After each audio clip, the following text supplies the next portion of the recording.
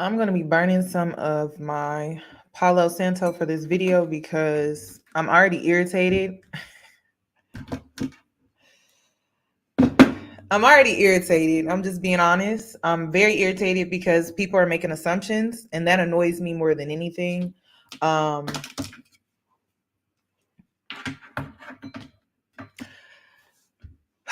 let's go ahead and get into this video. Hopefully you guys are having a decent evening. Hopefully my smoke detector don't go off. But I wanted to talk about this, you guys, because it needs to be talked about. It needs to be addressed. One thing that I don't like is that people are spreading false rumors. People are creating a narrative like it's the truth. And one thing that I've learned about Black culture is that we do what is done to us onto each other. And it's really sad, because when I look into this situation, what happened, no one knows. The investigation is ongoing. No one knows what happened to this girl, but you have Black content creators making commentary, running with a narrative that is not true. And really, I'm making this video to set the record straight because someone needs to do it. I've seen Black women make videos about her being a sugar baby.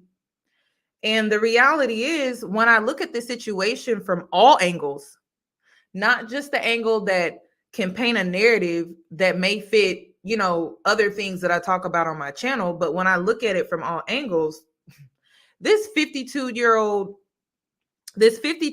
white man could have been a professor, could have been someone that catfished her on Bumble. Maybe she thought she was meeting up with a 20-something-year-old. We don't know. We don't know what happened to her. I think another disheartening thing is that there's a Black father and a Black brother that lost their daughter, that lost their sister.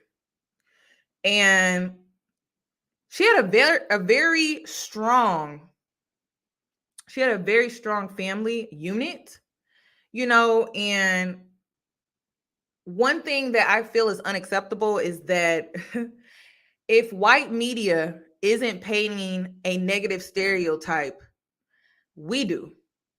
We paint a negative stereotype. And I have to say we, you guys, because I have seen Black female content creators create this narrative that she was a sugar baby. When I researched the story, what happened to her is unknown. We don't know. Her family does not know. And the reason why I'm making this video is because her family is trying to bring awareness so that it can be properly investigated. So again, we don't know if she was being catfished on Bumble. We don't know if maybe it was a professor at her school. We don't know. But we're going to paint this negative stereotype that she was a sugar baby. And this is why, as a Black woman, and it's Black men doing it too, as a Black woman, it's hard to go out here and advocate for the Black male plight when in return, they don't return the favor. We've been in incidents not this year, but last year. Bumble is a dating app. We've been in incidents where a Black man has been murdered by the police and they try to paint him out to be a thug. They try to paint him out to be something that he's not. And what do we do behind this situation? We turn around and we do the exact thing. We do the exact thing to a Black father. We do the exact thing to a Black mother. We do the exact thing to a Black brother. We do the exact thing to a Black family, all to fit a narrative that we don't even know is true. And this is why the Black community, to me, it's broken. It's broken. We don't even have each other's back when it comes to this situation. Black men didn't even have this Black father's black back when it came to his daughter, wanting to know what happened to her, wanting to know what simply happened to his daughter. That could have been any Black man out there. This could be any Black family. Like I said, she could have been catfished. I've been in a situation similar to Lauren where people were using my photos to escort. I wasn't out here escorting. Someone was using my photos to escort. And when you're dealing with apps, whether it's dating, social media, you can't just make an assumption. You cannot make an assumption. You cannot make an assumption. So, like I said, I came here to set the record straight. I did research. I went to her Instagram. She traveled a lot. She was around a very diverse group of college kids. And every time she traveled, she was always with a group. She wasn't just by herself. And I think that's important. I think that's very, very important because, again, they're trying to make it seem like this girl was a sugar baby. And the reality is, we don't know. The public does not know. And like I said, she could have been catfished. For all we know, she could have been thinking that she was meeting up with a 20-something-year-old Black boy. But you know what we do as a Black community? We run with a negative stereotype. That's how we have each other's back. That's how we have each other's back. We run with a negative stereotype. We don't know how this 52-year-old white man was involved. We don't know if they were dating. We don't know if they were seeing each other. We don't know. The public does not know. The public does not know. But you have content creators running with a false narrative that this girl was a sugar baby. Now, because sugar baby was brought up in this situation, I was going to speak on the sugar baby culture on TikTok, but I'm going to save that for a different video because I'm already irritated with the comments. So I'm not even going to talk about sugar babies at all. I just wanted to make it known that we don't even know what happened to this girl. We don't know. We don't even know if she was a sugar baby or not. We're just running with that narrative. But I do want to bring light to this story on my platform. That's the least I can do because Black women, we don't make national news. Very rare occasion. And I hate to say it, but the only reason why this girl made national news was because she has a strong family unit. She has a father, she has a mother, she has a brother.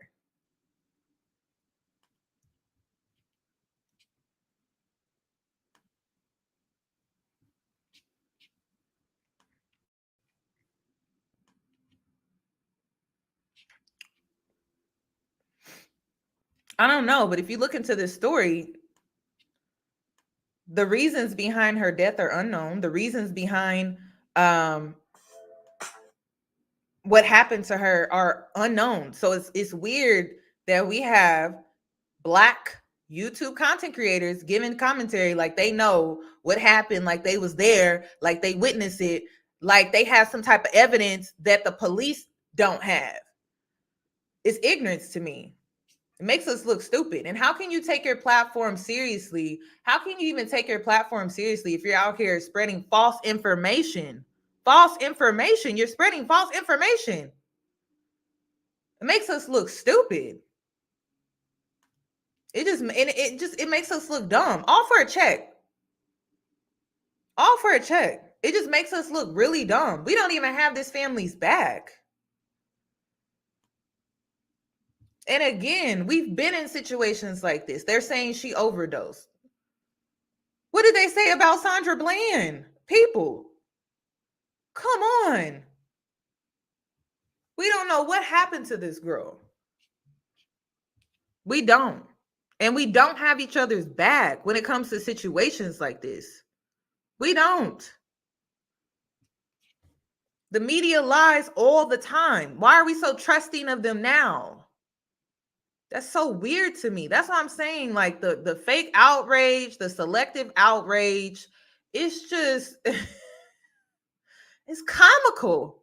I really think it's comical how selective we are. It's crazy. One thing that I do want to point out, I'm going to go ahead and play my intro, but I just had to get that off my chest because that was really bothering me. Like, I'm just like, how can you guys sit up here and run with a story that's false? It's not even factual. Whenever I give my commentary, I bring facts, receipts, video, evidence to the table. Then I give my opinion. I don't just run with gossip. And this is why in my intro it says we don't sip tea on this channel. We don't. If I'm going to give my opinion or give commentary on something, I've done research. So let's continue. And I don't even know if I'm going to leave my comments open once this video is posted out of respect for this Black family. I would hate to see one of your family members in a situation like this, or someone in your family in a situation. I would hate to see it. But let's get into my intro.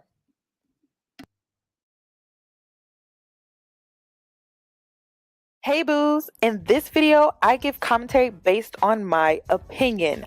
Nothing is to be taken as factual. We are just here to have conversation. We don't expose and we don't sip tea on this channel. I'm giving you real talk straight, no chaser. Let's see if you can handle it.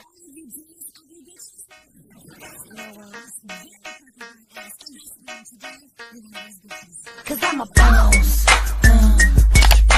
Oh, hell no.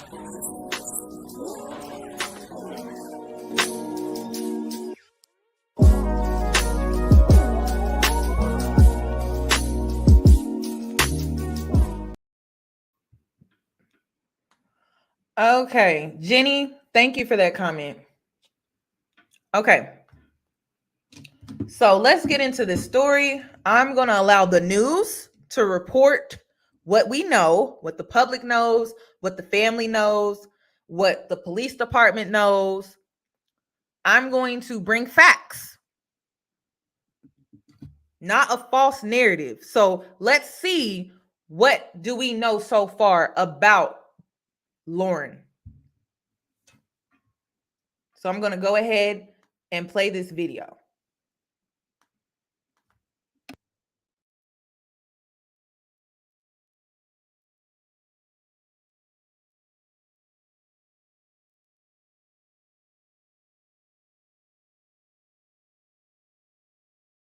Young woman here, her name is Lauren Smithfield, 23-year-old woman, and she's been found dead after she was meeting with an older white man that she had met on Bumble.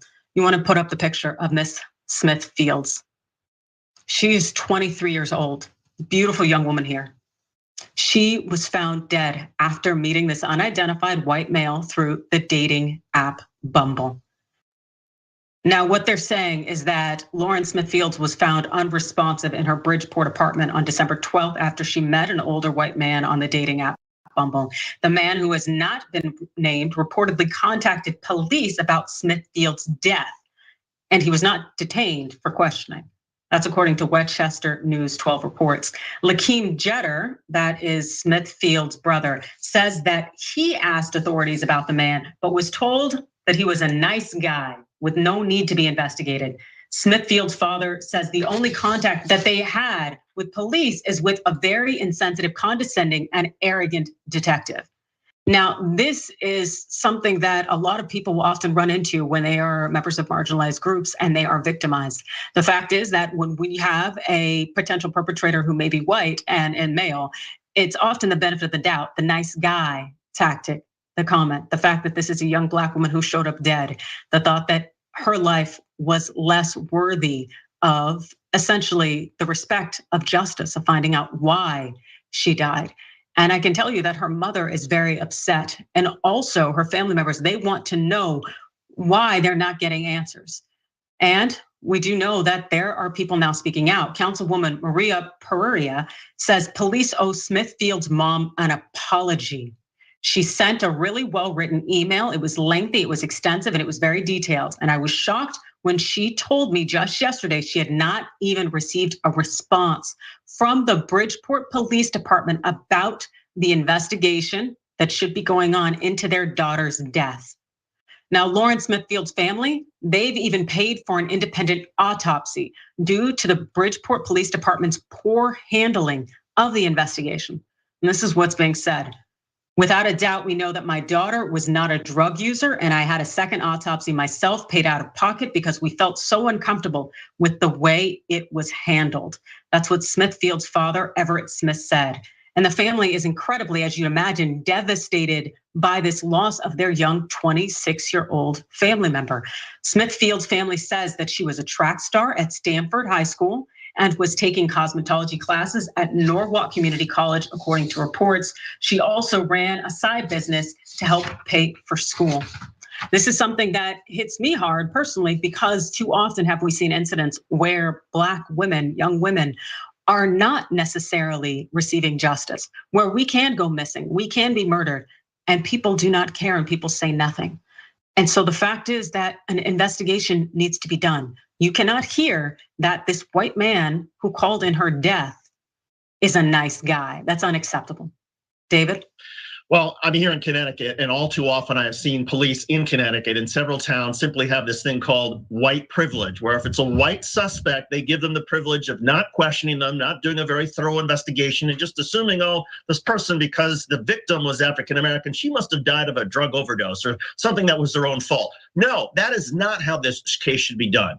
If this guy is in fact innocent, if the older white man is innocent, and if he is a quote unquote nice guy, then he will go to the ends of the earth to try to help this family find out why did their daughter die. He will talk to police, he'll allow everybody to look at his record, he will go meet with the family himself and say why he was interested in a date with this much younger woman to begin with. He will provide every detail and answer every single question that they and their investigators have. In the meantime, the Bridgeport police, if they have any self-shame, they're gonna hold this man accountable. They're gonna do a thorough investigation. They're gonna talk to him. They're gonna talk to everybody who was in this girl's circle, and they will reassure the community, which clearly does not have any confidence right now in the Bridgeport Police Department. They will reassure that they're doing everything humanly possible to find whoever may have been responsible, if in fact there was somebody responsible for this death.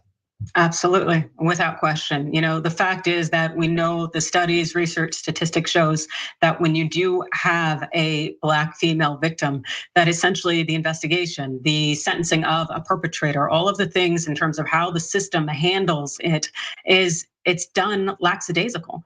That individuals may get, or more likely to get, slaps on the wrist, or it's not going to be investigated at all. And the fact is that this family deserves answers. Just coming to some conclusion that, oh, it must have been drugs, that's not only extremely insensitive, but highly racist. And this young lady deserves to have her killer or the reason for the cause of death to be determined in a way that is legitimate and reliable.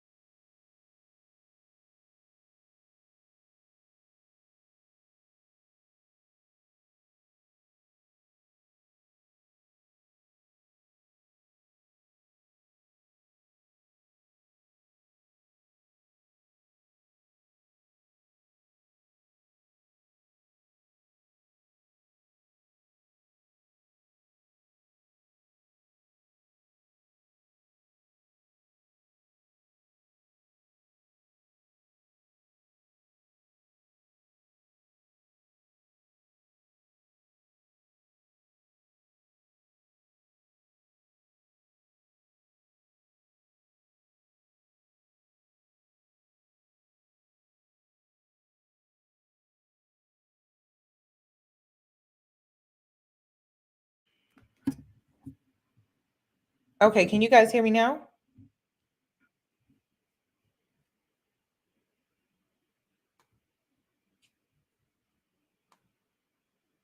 Can you guys hear me now? Okay, I don't know what that was about. Y'all's about to get upset. I was about to get upset because I done meditated on this video now. Okay.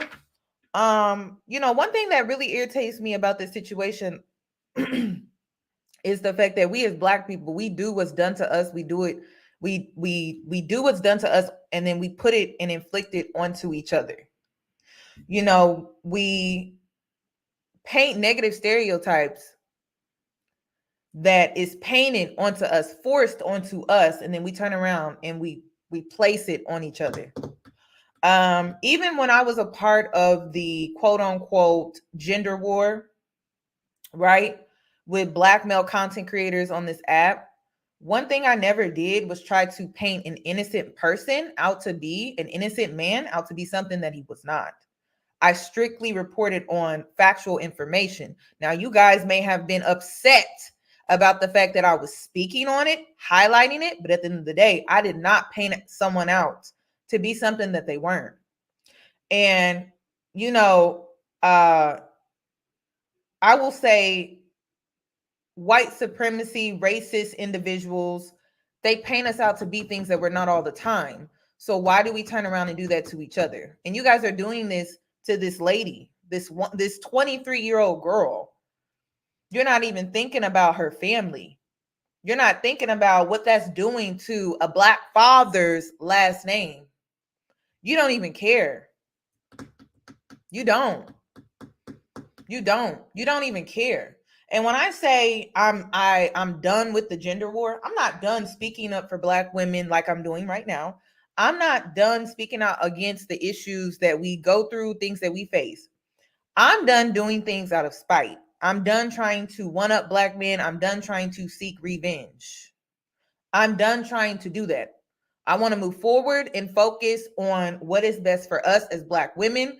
And that means I have to speak out about situations like this. So with that being said, when it comes to this gender war, you guys are running with this narrative based off of a police department that wasn't willing to work with the family, which is suspicious. And then you want to believe a narrative that the media is painting as if whenever there is foul play involved, and there happens to be a white male involved as well, they try to paint us out to be something that we're not. And then what do you guys do? You pick up the torch and you run with it, and you smear her name all over YouTube, all over social media. You just smeared it. You guys went on a smear campaign. If anything, you helped this white man if he is involved and there's foul play. You helped him. Congratulations. Congratulations. And this is why I say the white man don't even have to do it anymore, because we do it to each other so easily, so willingly. We don't even think how it may affect each other. So one thing that I do want to talk about is I need Black women to understand that we are the most unprotected group of women in the world. We are the most unprotected group of women. And you need to understand that. You need to become very real with this. It's been known for decades. We are an easy target. I don't care if the man is white. I don't care if the man is Black. I don't care if he's Hispanic, Asian. We're not protected. We're not safe with anybody. That's a fact. I've also seen Black women, female content creators try to make it seem like we need to go run back to the white man because of this situation. Swirlers, divestors. That don't make sense to me either. That don't make sense to me either, because we're not safe with anybody. Black men are not even safe safe in their own community. So why would we run back to the Black community? Make that make sense. Make that make sense. Make that make sense. That don't even make sense. Like, let's be real about it. We are the most unprotected group of women. We're not safe anywhere. That's the reality. That's the reality. We're not safe anywhere. We're not safe with anybody. We can't put anything past anyone. Anyone. We can't put anything past anyone. We're not safe from anyone. That's the reality. That's the truth. And no, it's not a Cinderella story. It's not. I'm sorry. It's not a Cinderella story. It's not a Cinderella story. But at the end of the day, it's the truth, and it could save your life. It can save your life. We're not safe from anyone. We're not safe from anyone. It's just, it is what it is. So no, I'm not about to sit up here and try to make it seem like, oh, we need to go run back to a group of men that we weren't safe with. That's why we left. So if we left a group of men, why would we run back? That doesn't even make sense. How about we work on ourselves? How about we do that? And I'm going to touch on this divestment campaign. I always felt like it was harmful. I did. And I feel responsible, like when it comes to this situation with Lauren, because, you know, we don't know what happened to her, right? We don't. But say if what they're saying is true, if, right? Hypothetically speaking, I feel responsible. I do. I feel responsible. And the reason is because I felt like the campaign, it lacked caution. I felt like it should have never been broadcasted. I felt like if this was something that we were going to do, we should have did it in silence. We should have never turned it into a campaign on such a large and public platform because you don't know who's watching. I think the best thing that could have happened was I recently saw the pink pill go underground when it comes to her commentary and the advice that she gives to swirlers. I think that was a smart move. I do. I think the worst thing that we could have ever did was broadcast this on such a large platform, because now I see us as an easy target. I do. We are an easy target. And I was afraid to have this conversation because I knew I was going to get a lot of pushback. I knew Black women were not going to like what I had to say. But you know what? At this point, you know, I can show you another story of another woman. A woman, I think she was 40, 49. I'm not going to tell you not to date out, but do you have to broadcast it? Do you have to put in your Instagram bio? Do you have to put in your Instagram bio? No, you don't. You can do it in silence. You can do it in silence. And I think that's where we went wrong. But you know what? We can correct this. We can correct this moving forward. We can correct this moving forward. Go underground, create a Patreon. If you want to advise women on swirling, do it behind closed doors. We have to move smarter. If we're the most unprotected group of women, we can't be moving naive. We cannot. I'm not going to tell you what to do. I'm not your mother. What you choose for your life is what you choose for your life. I'm not going to tell you who you should date. But broadcasting, that's not smart. That is not smart. And like I said, I feel responsible. I do. I feel like I failed you guys. I do. I feel like I failed you guys because I should have said something sooner. I should have said something sooner, but it wasn't the popular thing to say. It was not. It wasn't the popular thing to say. And then I also was within this gender war, right? And so when you're in this gender war, you know, you try to make it seem like the grass is just super green. There's no weeds, right? But that's not reality. And I failed you guys. I can honestly sit here and be transparent and hold myself accountable as a content creator and say that I failed you guys. I should have said something sooner. So, like I said, I felt like the campaign, not that the movement needed to happen. I'm not saying that the movement didn't need to happen. I'm saying the campaign did not need to be broadcasted publicly. It needed to be done silently. And I'm liking how, like I said, the pink pill went underground. She went underground. Chrissy, I'm also seeing how she's creating her own platform. And I think that's great. I do. I'm also starting to put more content on Patreon. It doesn't need to be out here in the open, you guys. And the reason is because men in general, they study our social medias. They do. They study us on social media. They do. They study us. They study us. The divestment community, I think the word could have gotten out, right? But we could have done it differently. Yeah, we could have done it differently, you guys. We could have done it differently. And that's just my opinion. But like I said, men in general, doesn't matter if he's black, white, Mexican, Asian, whatever, they study our social media. Okay. And we need to be smart about that. And when you put so much of yourself on social media, you make yourself an easy target. So if you have divestment in your bio, if you have just divestment plastered everywhere, I really advise you to take it down. I do.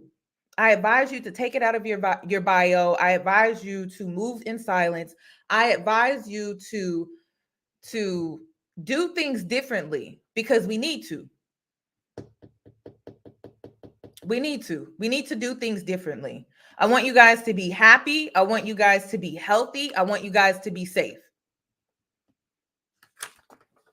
I want you guys to be happy. I want you guys to be healthy. And I want you guys to be safe. And I felt like as Black women, collectively, we were jumping from one extreme to the next. And I was hesitant because I felt like that left us vulnerable, exposed, and it didn't leave us, it didn't put us in a position to be safe. And my thoughts were, and I said this in a previous video of mine, I said, we put Black men on a pedestal for being Black. We did. Decades, we did that. Generations, we did that, right? We thought that if we uplifted them and if we praised them, that we would get some type of payout, right? That by doing that, we are motivating them to be the men that we need them to be, right? And so we put them on a pedestal and we praised them, and we would call them kings. We would do all of these things in hopes that they would be or become the men that we needed them to be. And so with me saying that, why would we turn around and do the same thing to another group of men when the results are going to be the same? The results are going to be the same, because when you praise men, it lacks accountability. And when you're online and you're a part of a gender war as a Black female content creator, and you're more focused about trying to one up a group of men over protecting the very women that you're influencing, how are you protecting them? You're not protecting them. You're not. So I felt like, I like I said, I felt like I failed you guys. I should have spoke out. I should have said something sooner. And like I said, I felt like during that time that we were jumping from one extreme to the next. We were jumping from one extreme to the next. And so now the divestment community, it puts non-Black men on a pedestal for being white. That's it. For being white, for not being Black. It just puts them on a pedestal. And in my mind, I'm like, wait a minute, slow down, wait a minute. How about we heal, right? How about we heal? And how about we work on ourselves, right? And how about we put ourselves on a pedestal? How about we focus on putting our own image out there in a healthy light, right? No, you know what we did? We didn't heal. We jumped from one extreme to the next. And then by doing so, we repeated toxic patterns and we inflicted on a new group of men thinking that we would get different results. And it never made sense to me. It never made sense to me. And like I said, I didn't feel comfortable speaking out about it because I knew I was going to get a lot of pushback, a lot of negativity. But this is just me being real with you guys because, again, I want you guys to be safe. I do. Because the reality is no one is covering these stories, you guys. Like there are Black women out here that are going missing. And, at least, and it's not even at least, but it's just an observation. When we're dealing with Black men and we face some type of trauma or abuse or something like that, at least they're held accountable. When you're dealing with white male who has white privilege, you're ignored. You're ignored. You are ignored. And I experienced this firsthand. I talk about it all the time, you guys. I talk about it all the time. And that's why, for the women that have been following me consistently, listening to my commentary consistently, I told you guys that when I had a mentor, and thank you for the super chats, you guys. I really do appreciate it. I'm going to leave your comments on the screen, but I just want to keep flowing. When I had a mentor, he was a lawyer. He was mentoring me. He was white. He sexually assaulted me.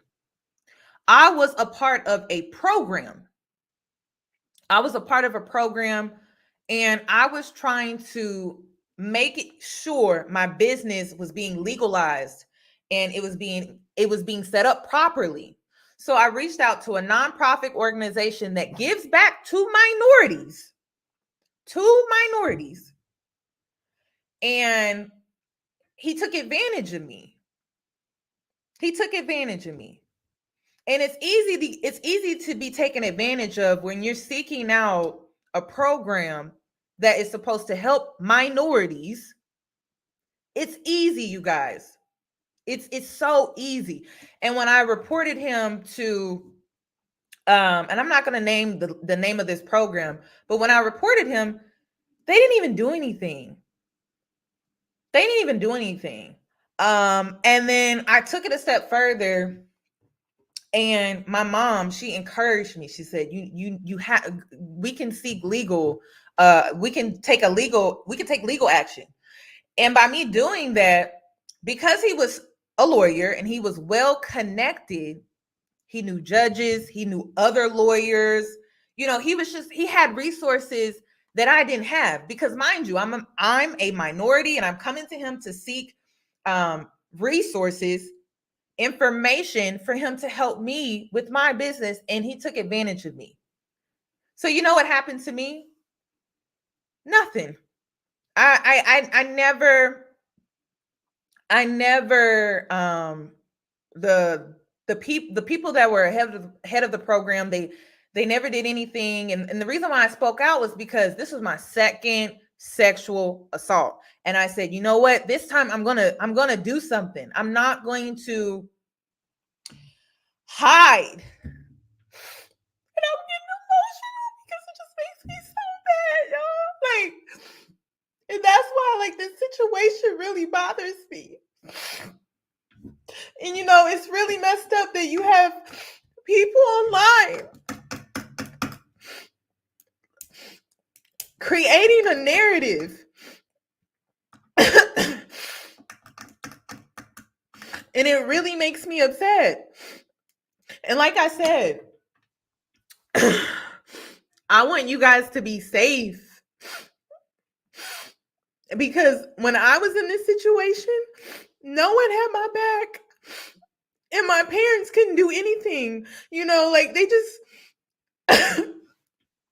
and it's one thing where you don't fight for yourself, but the one time you muster up the strength and somehow find the courage to fight for yourself, and it was not enough. That is what it means to be a Black woman. And like I said, my first sexual assault, it was by a Black man, the nice guy, the good kid, the athlete, the star. And my second sexual assault was a lawyer, a nice guy, privilege. We're not safe with anyone. That is the reality. We're not safe with anyone. And it's naive to sit here and think that we are, because we're not. We're not safe with anybody. We're not. So please take divestment. Please take it out of your bio. Please take it out of your bio. Please take it out of your bio. Because it's just not safe. It's not safe. It's not. And one thing that I can say is, when it comes to interracial dating, it's like I want you guys to be happy. I want you guys to be happy and be in a healthy relationship. And I don't care what it looks like, whether you date out, you don't, you date the same sex. Maybe you don't even want to date. Maybe you just want to be single, but like you're happy, right? Like you're happy. We deserve happiness, right? Like, we don't have to live a life of just burdens and drama and struggle and abuse, whether it's verbal or physical. We deserve to live a life of happiness. And it's like I have been through so much, and it's just like when I see stories like this, I have to relive the things that I have gone through and I have tried to heal and work on. And in the beginning, I tried to forget, but that wasn't the healthiest way to deal with it. It wasn't. It just was not the healthiest way to deal with it. And so now I'm actively working through my trauma, and I have to see stories like this. And I have men harassing me online, using this story to one up me, not understanding that a lot of the stories that I highlight, I've lived it. I've gone through it. And they want to harass me like this is a one up. It's not. Who's winning? No one. No one is winning. Her mother isn't winning. Her brother isn't winning. Her father isn't winning. Her family is not winning. She came from a Black family. No one is winning in this situation. And as a community, we don't even have this Black family's back. And like I've been saying, I've been painting out the nice guy for months. I warning you guys that a nice guy isn't always so nice. So if he's labeling himself a nice guy, you're telling me he's never gotten upset, he's never gotten angry? Everyone gets upset. I get upset. I get angry. It's called being real. A nice guy does not exist. It does not. A savior does not exist. The Cinderella story is not real. And this is why I've been focusing on highlighting and trying to help us reprogram our minds to think clearly. To think clearly. to think clearly, healthy, to move forward in a direction that really truly benefits us, where we're safe. And I think it is it's really messed up that we have Black women on this app that don't even want to talk about these stories, because again, they don't want to get the harassment that I got. I'm literally visiting my family for holiday vacation. I didn't see anything about this story until there was a girl on Instagram that DM'd it to me. And looking at that type of stuff is very hard to digest. It messes with my psyche in an unhealthy way. I don't even like watching the news routinely because I don't like the stuff that I see on there. Like, again, it messes with my psyche. And so if I'm trying to enjoy my family, the last thing that I want to think about is how a girl, 23 years old, won't be with her family for Christmas. And so I reposted the story because I felt like it was important to bring awareness to what happened to her, that we know of, right? And reading that story and sitting with my family and knowing that this girl wasn't going to make it to this year's Christmas, it really broke me up. Like, it just broke me. It really did. So I really want to know, like, where are we headed with this, as far as the Black space here on YouTube? Because it's just toxic. It's very, very, very toxic. It's not even helpful.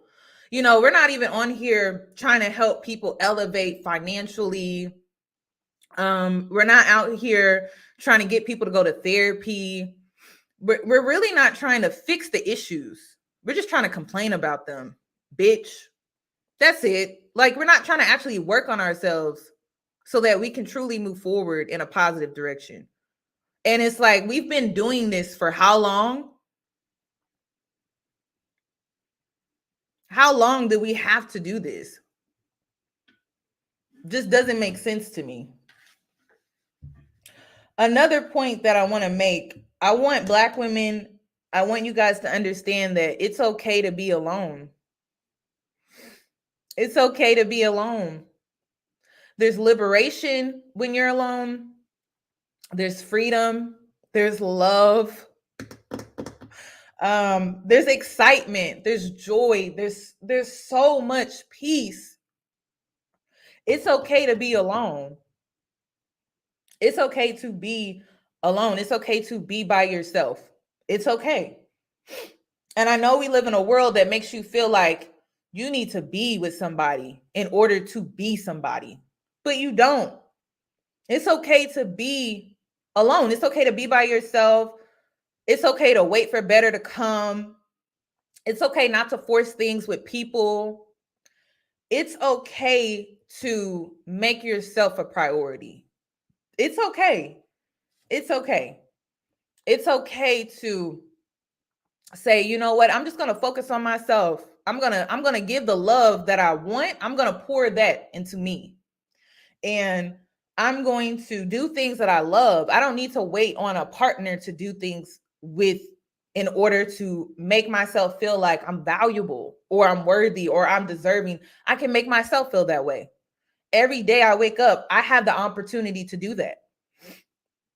Like, it's really okay to be by yourself. It's okay. It's okay. One thing that I do want to talk about, and like I said, I don't want to get into it when it comes to this video. I don't want to get into it because, again, people are slandering this girl's reputation, smearing her name, her family's last name, not thinking that, if we can't even control what the white media says, even when we have control over the media, we slander. It doesn't make sense. So that's all that I have regarding this video, you guys. I just wanted to bring awareness to my platform. I wanted to speak my truth, what I know. I wanted to shed light on how we need to move. We got to move different. We got to move different. I'm going to share this other story because this other story it's not getting the light that it needs. So I'm going to play this other story as well. And I hope that you guys are not taking these stories like, okay, now I need to live in fear. No, you don't. No, you don't. You don't need to live in fear. You don't need to stop living. You just have to move differently. And you have to come to the realization that the Black woman is the most unprotected woman. And with you coming to that realization, you have to understand that you can't trust anyone. You can't. You can't be willy-nilly. You cannot. You cannot be willy-nilly. So her own community, and you guys, I can't even just say it's Black men. Like I said, I came across some Black female content creators that painted her out to be that as well, a sugar baby. And like I said, when I went to her Instagram, I didn't get that. If you look at her highlights, she was always around friends, groups of friends, male, female. She had a very diverse clique of friends. So I would like for her story to get more light. I would like to know the truth about what happened. So I'm going to just give me a sec. There's another story, a very disturbing story, you guys, but I'm going to share it because it needs attention. This woman was 49 years old. She was 49. She still had so much life to live. She had a lot of life to live at 49 years old, but I'm going to share her story as well. Someone emailed this to me and asked me to shed light on this story as well. So I'm going to shed light on it. And like I said, if the focus is truly protect Black women, it doesn't matter. It doesn't matter when it comes to situations like this, who's inflicting the harm or the violence. It doesn't matter. We need to focus on the fact that Black women are not making the news. We're not protected.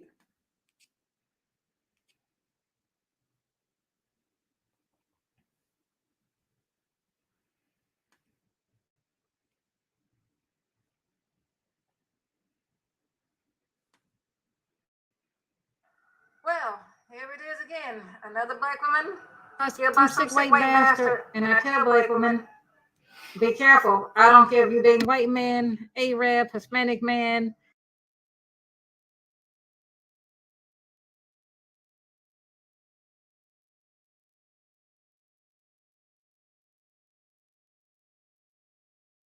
I don't know what's going with I don't know what's going on with the connection, but hopefully it will get it together.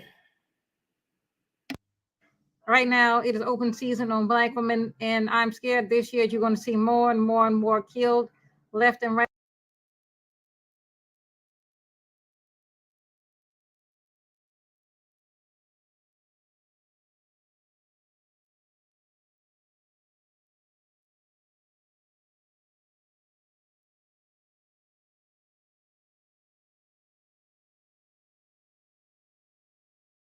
Killed by some sick white bastard, and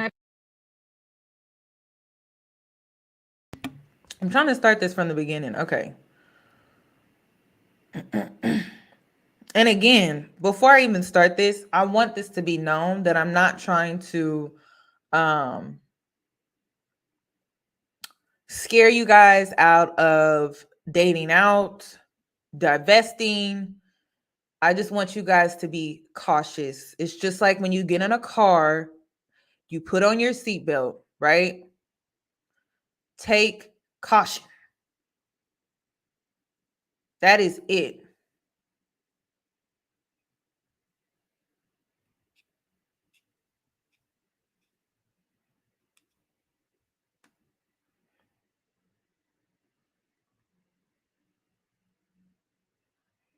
I don't know why this don't want to play. Killed by some sick white bastard. And I tell black women, be careful. I don't care if you're dating white men.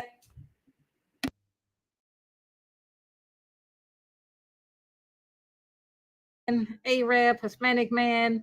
Right now,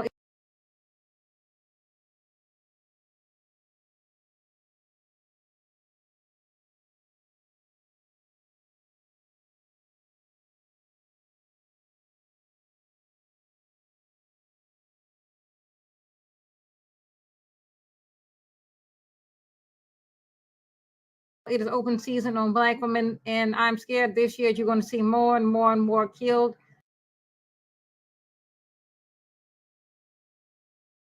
I'm just gonna let it play, you guys.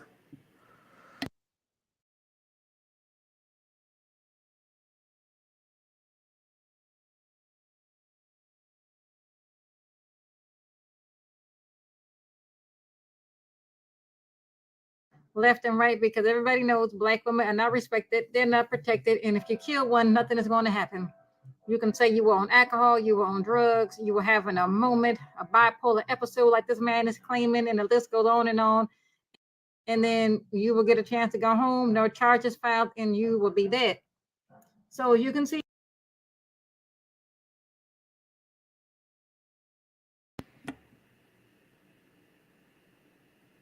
I do not understand why it keeps stopping like that.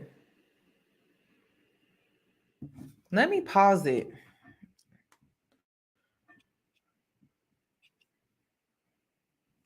Here, another black woman here, killed by some sick white man, and these niggas on social media.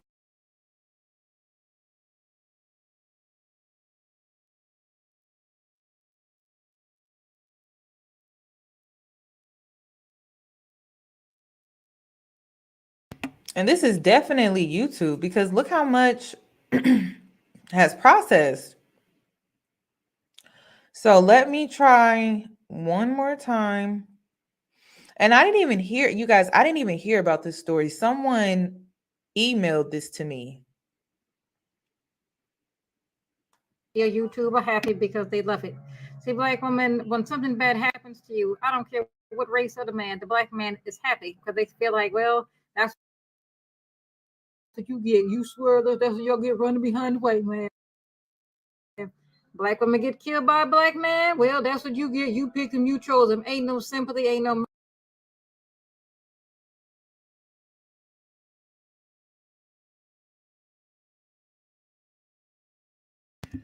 Let me try that. Just give me a sec, y'all.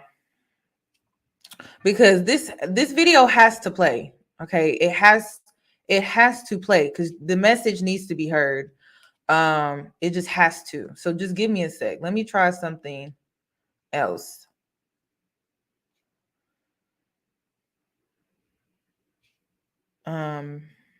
Because I just want this to be heard.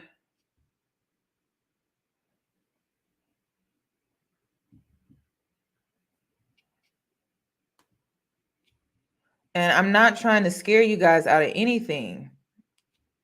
I'm not. I promise you. I just want you guys to be aware, to watch your surroundings, be careful who you're hanging out with. I don't care if they're white, black, Mexican, Asian. Don't be so trusting of an individual.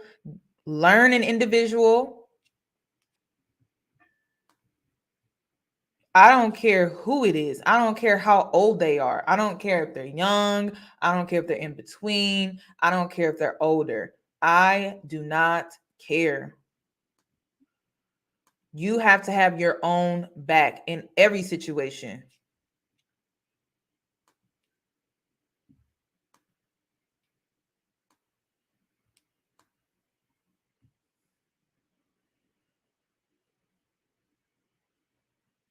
Okay, let's try this again.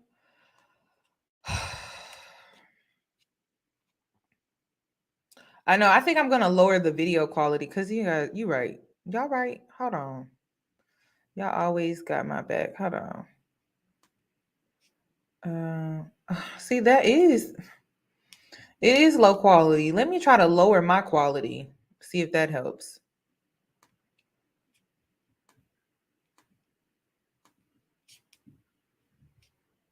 Okay. Now, let me share my screen again. Okay, let's try this again. Well, here it is again. Another black woman killed by some sick white bastard. And I tell black women, be careful. I don't care if you're dating white man, Arab, Hispanic man. Right now, it is open season on black women, and I'm scared this year you're going to see more and more and more killed left and right because everybody knows black women are not respected. They're not protected. And if you kill one, nothing is going to happen. You can say you were on alcohol, you were on drugs, you were having a moment, a bipolar episode like this man is claiming, and the list goes on. And then you will get a chance to go home, no charges filed, and you will be dead. So you can see here, another black woman here, killed by some sick white man, and these niggas on social media, YouTube, are happy because they love it. See, black women, when something bad happens to you, I don't care what race or the man, the black man is happy because they feel like, well, that's what you get. You swear that's what y'all get running behind the white man. Black women get killed by a black man. Well, that's what you get. You picked him, you chose him. Ain't no sympathy, ain't no mercy, ain't no love, black women. No sympathy, no mercy, no love. And like I said, right now it is open season on all black women. And my advice, be careful. If you're on any of these dating sites, be careful. My advice, delete the shit and get off the motherfucker's clothing completely.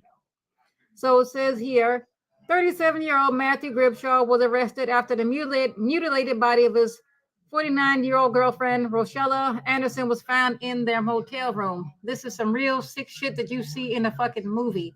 Mutilated body. She was scalped. They found her scalp and teeth in another room, and I'm sitting there like, oh my God. Let me keep going. It says here, Allegheny County Police have arrested a man in connection with a murder that occurred early Saturday morning at the Roadway Inn and Suites in Monroeville. Matthew Gribshaw, 37, was arrested Saturday for the alleged involvement in the murder of 49-year-old Rochella Anderson. Police were called to the Roadway Inn around 9:30 a.m. Saturday by the hotel's manager, who found a large amount of blood outside one of the rooms, according to the criminal complaint. When they arrived, they found Mr. Gribshaw in the room covered with blood, with Mrs. Anderson's body, which had been badly mutilated, according to the police. There he is there, sick-looking, deranged-looking motherfucker here. So let me see, what is it saying here? County detective reviewed security camera footage from the motel and saw Miss Anderson enter the room at 2:39 a.m. From that time to the arrival of the first responders, no one other than Mr. Gribshaw was seen on the footage entering or exiting the room, police documents said. When the police arrived, Mr. Gribshaw was bleeding from his left hand and he was taken to the hospital for treatment. While there, he was asked by doctors about the injury and told them he had been choking his girlfriend, according to the criminal complaint. There they are there in another photo. And let me keep going. It says here, Mr. Gribshaw is being held in Allegheny County in jail, waiting arraignment, and has been charged with criminal homicide and abuse of a corpse and tampering with evidence. So it says here, another report says her scalp and teeth were found in the bathroom's trash can. God damn, this is some sick shit. His parents said they're devastated and shocked by the murder. They said the couple were very close and just spent time at their home for Christmas. Matthew was diagnosed with bipolar 2 years ago. The parents also revealed that he stopped taking his medication recently. That's just some excuse. So we already know how they're going to try to spin this. The fact that he intentionally stopped taking his meds should definitely be a strike against him. Can't imagine how horrific that crime scene was. Poor woman died violently for nothing. R.I.P. to her. Yeah, that's right. So as usual, they're going to say he was bipolar, kind of like that Chad Wheeler dude who beat his black ex-girlfriend half to death. And as usual, the niggas were on social media and they were glad at that. Because like I said, black women, when something bad happens to you, I don't care what race or the man, they are going to dance. They're going to jump up and down. They're going to be happy and they're going to say, that's good for that black bitch. You swirlers, how dare you get away from the black man? You should have been with a black man. I said, yeah, right now, black men kill black women every 5 hours, and these niggas don't talk about that. But like I said, black women, right now, you're going to start really thinking and taking a good look around and say, hey, you know what? We're not safe anywhere. We're not safe anywhere. And this shit bothers me. It troubles me because every time I look around, you see one black woman after another black woman being killed, murdered, mutilated, body dumped, you name it, whether it be the shopping cart killer over there in DC, the young girl that wound up dead in Connecticut, the young black girl, and they said she met some older white man off of Tinder and she wound up dead. Now we have another black woman dead at the hands of a white man. And I keep telling black women, be careful. You got a lot of sick motherfuckers floating around of every nationality, creed, color, race, background, and black women are winding up hurt, dead, shot, killed, and nobody really cares. And if you wait on the black man to do anything and say anything, that ain't gonna happen. Because black women, we're not a protected class. My advice: get off these dating sites, get off these dating apps. You got to really, really, really take a good look around and see who you're dealing with. No matter what race of the man, you got a lot of sick motherfuckers floating around. Motherfucker tell you he bipolar, he got this mental problem, he got that problem. I dropped that bastard like a bad goddamn habit because I keep seeing this shit more and more. All of a sudden, this motherfucker bipolar and he stopped taking his goddamn medicine, and this lady winds up dead. I'm not buying that. I'm not buying that. No.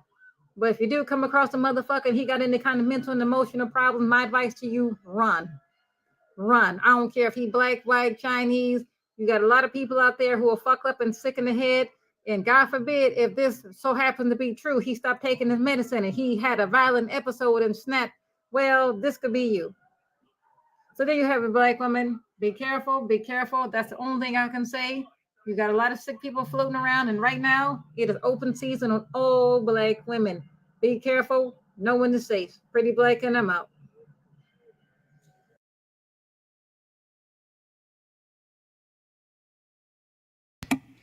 You guys, that was hard to even get through.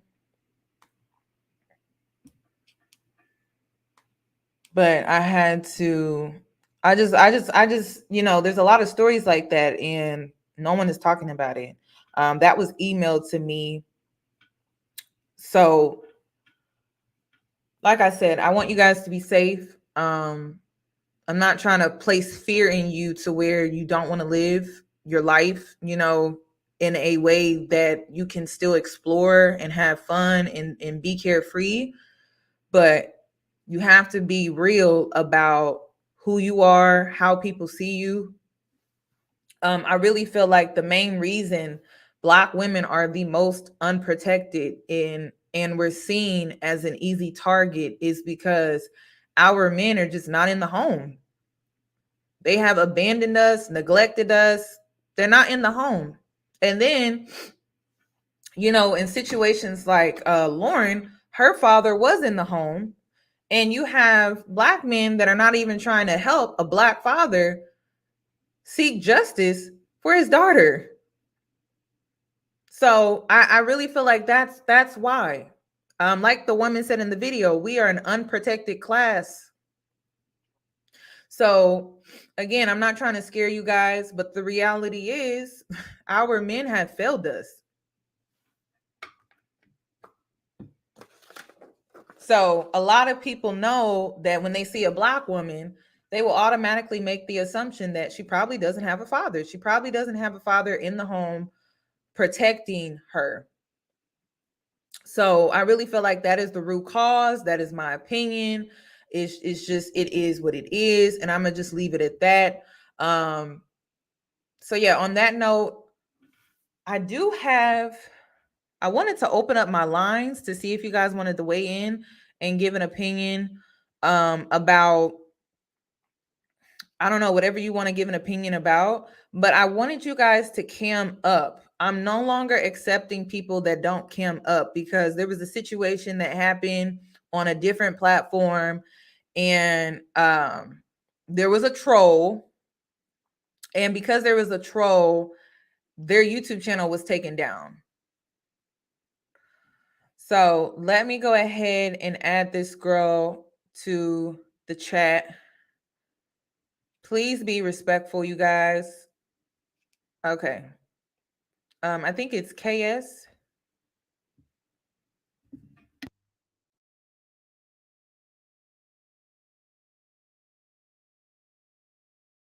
Hello?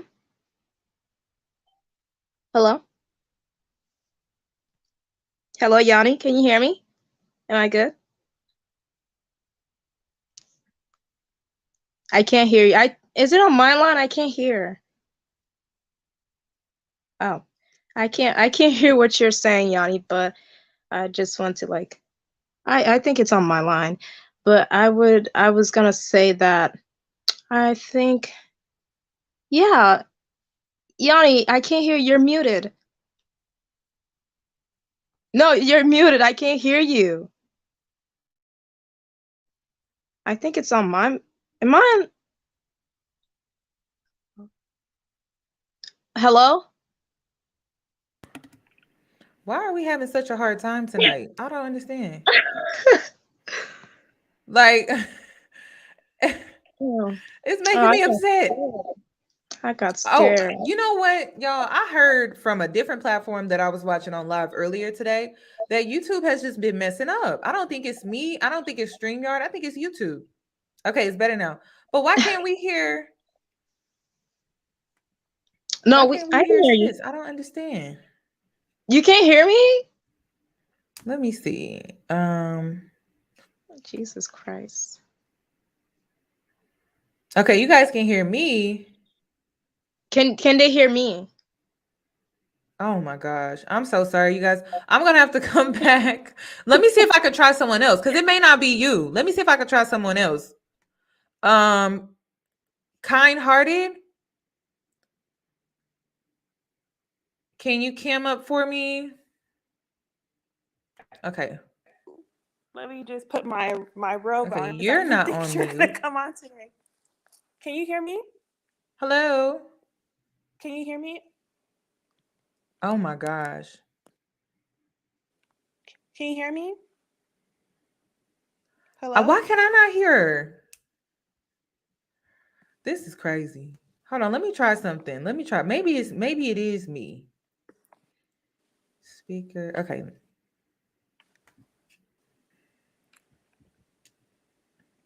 Okay, now let's try it. Can you hear me now? Oh, girl, it was me. Yes, ma'am. I can hear you. I wasn't I didn't think you were gonna come on today. I thought I could get away with the photo, but I just want No, to you're fine. I just want to I had a session with you like last travel nurse, but I wanted to commend you for sharing your vulnerability with your story, and also I also want to commend you because without without putting other women down by comparison, I did feel kind of like there wasn't a space for me because, like you mentioned today regarding the divestment, I feel like you mentioned about it's kind of defeating the purpose, thinking that one group is better than the other.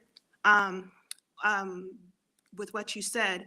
But I also want to commend you because when I share this point on different platforms with women who are known in this space for Black women empowerment, either sharing about Black femicide or a divestment, they get very bullyish.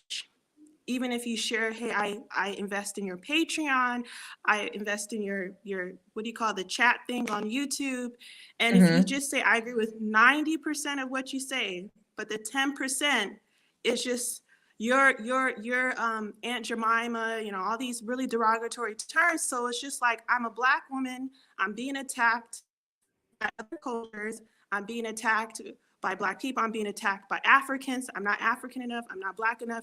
And so my heart goes out for the younger ones because I'm older, so I have a bigger perspective, and I know it's like this is like first world problems. But I really feel bad for the people like yourself who are in their 20s and stuff, because it shouldn't have to be that way. It should just be the men that we should have to fight against. Right. And what I noticed with these women who are like, for example, Pink Pill. You mentioned she went underground. Last week she came on because she has a perfume on her Instagram page, and she shared that she was shocked that a lot of her community is supporting other people that she collaborated with last year. And she's shocked that they left her, blah, blah, blah. And so I commented on her page and I said, hey, you know, I think some, not all of your community left because you said you're leaving YouTube several times. And I'm a YouTube content creator. I'm small. I focus on nursing and empath and more spiritual. And so I've been doing this since 2016. And I just hit 1,000 subscribers last year. So when I see people who have 80,000, I said, Say again? congratulations. Congratulations. Yeah, thank you. But I'm still not monetized because the hours thing. So my point is that's why I support your shows, because I know how hard it is for you guys to get to where you are. So when I see someone who says, I'm just going to get off this, I'm done with YouTube, it's kind of like, dang, do you know how hard it is for you to get to where you're at? Like, I don't think you understand. And I get if you have a mental health day, you need a break, but she never articulated like that. She's just said, I'm done and I'm just going to create my own home. And I was like, okay, that's cool, but let me go to these other, because obviously she's not appreciative of those of us who support her. And so when I shared that with her, she was very like passive aggressive with me in the comments section. And she's like, I'm sorry, how can I be more perfect for you? You never said something that you regretted. And I was like, I'm not saying for you to be perfect. I'm just explaining how some, not all of your community might feel. And I will say this. I will Mhm. say this from a creator's standpoint. We get harassed a lot. And Okay.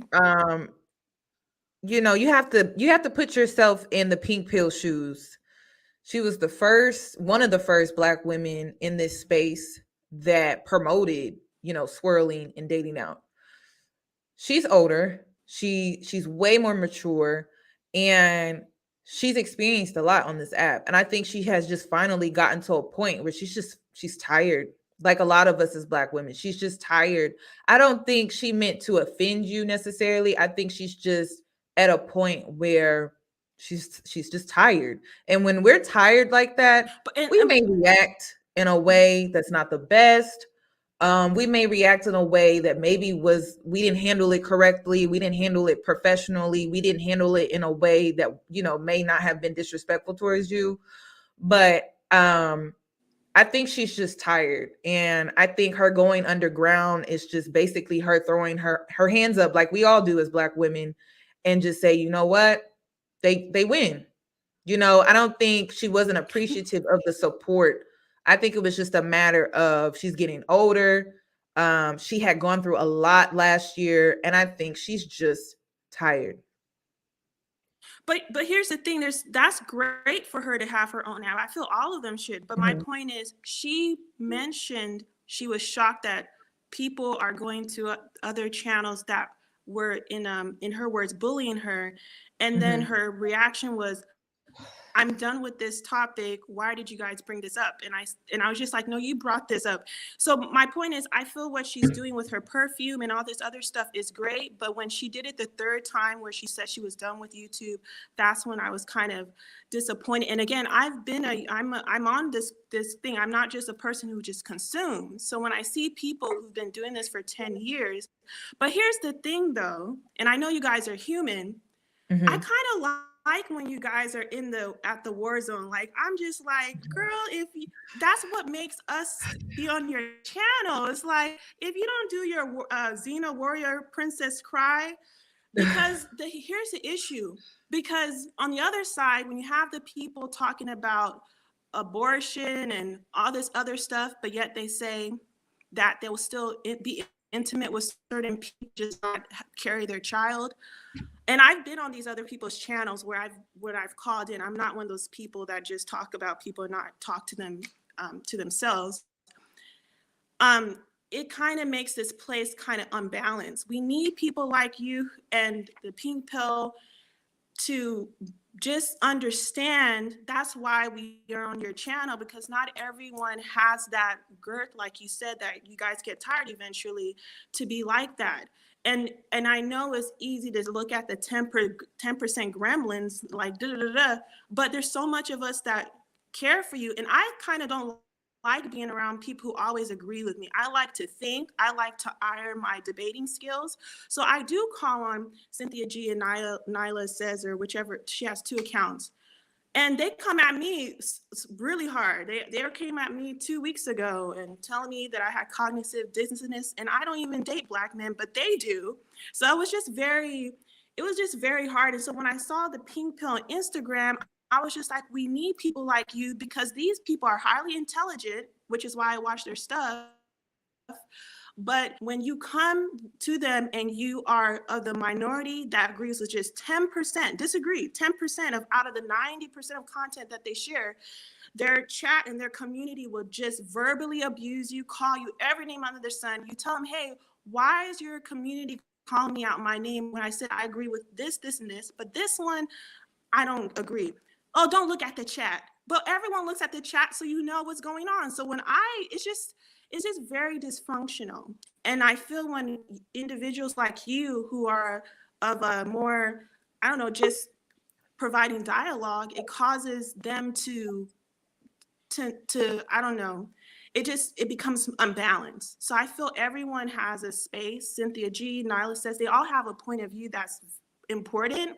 But what happens is when people like you, yeah, valuable and valuable, but I will also say they're very rude and bullyish. They call people out their names. I feel like if you want to call men that call into their show and very disrespectful to them, I feel that's fair game. But when you have women that support you and they give you money and they do your Patreon, you call them a mammy because they just don't see the world the way you do. I just think, like, where are we safe? Where are we safe? And then I will say this. I will say this. One thing that I have learned is that if there is a space where I don't feel like I'm being appreciated, valued, and that's based off of my own perception, right? My own experiences, I don't go in those spaces.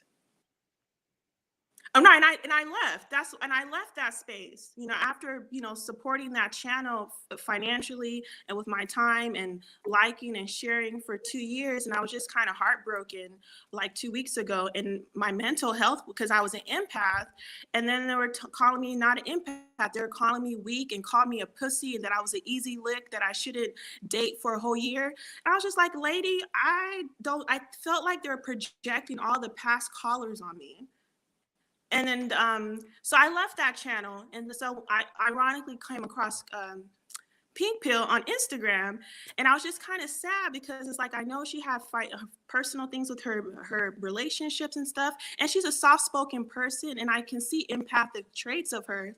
But it's just kind of hard to let somebody know, like, hey, I know it's a lot of people and, all different influencers who are jealous of your femininity that they don't, I guess, have the luxury to have for whatever reason. But you have so many people who like support you. And so that's all I wanted to say was that if you ever have a time where you want to take a break, you don't owe us anything, but if it would be great if you could just say, I need like a mental health. And I can understand that. I just want people to value me. And I feel like in my personal life, a lot of people take for granted the ones that are like day ones, and they focus and they give all the attention to the haters. Does that make sense? Well, I just wanted to say that I do appreciate you. I feel I appreciate all Black women. I think regardless of our differences, we are valuable. We are valuable. We are worthy. We are deserving. And I think it's just that we're at different phases within our lives. And so, a lot of us are trying to work on ourselves. A lot of us are trying to better ourselves, but we can't all be on the same level at the same time because that's just not realistic. We all have our own individual trials and tribulations. Growth looks differently. And so we're just at different spaces. And I just wouldn't take what you're experiencing from those content creators personally, because they're at different phases within their lives. You may have had that experience with them, and then after the fact, they may have reflected on, maybe I could have handled that differently, or I could have handled that better. So it's just something to consider. But I am going to move on to a different caller, because I want to see what other women are wanting to say. I didn't really want to make this video about the Black women's empowering space. And I think it is a conversation that we need to have, but I just don't want to make Lauren's video about that. Okay. I'm just wanting to be respectable regarding her family. Okay. Yeah, I appreciate you. Thank you. Thank you. Thank you. Bye. Bye-bye. Okay. Hello, hello. How are you doing? I'm great. I am on here. This is so weird. I'm like, it's like you're on. I'm like, okay. I just wanted to, first of all, like pay my respects to Lauren and just say, like, when I saw the story, I was like, she's such a beautiful Black woman, and like, it was kind of like, just disappointing hearing another story about, another Black woman. And when in regards to her like story, I feel like I'm like a Black woman. I'm 25 and I live by myself. I live in Honolulu, and I think about this often, like about like situations that happen, with other Black women, being alone. I have four brothers, and I also have my dad who helps me, but he lives on the other side. He lives in the East Coast.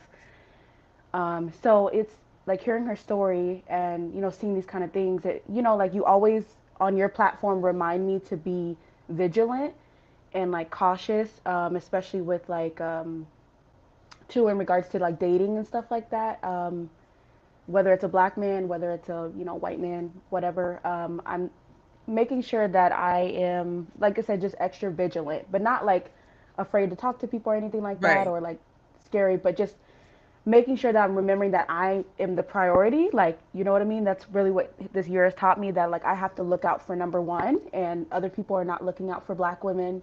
Like you said, a lot of times they already assume that we don't have a father, in the house, or we don't have protection, and it's just gonna, like this is, we're an easy target, So I am, I just want to say thank you too for your platform as well, for just every time I like, when you were saying this is not a Cinderella story, that really resonated with me, because I'm like, as a feminine woman, I'm always desiring to be like, in a way, rescued, like, you know what I mean? Have the man come sweep me off my feet. But at the end of the day, I have to be looking at, like, the white man is not going to come and sweep me off my feet. I reposted that when you said that on Twitter too.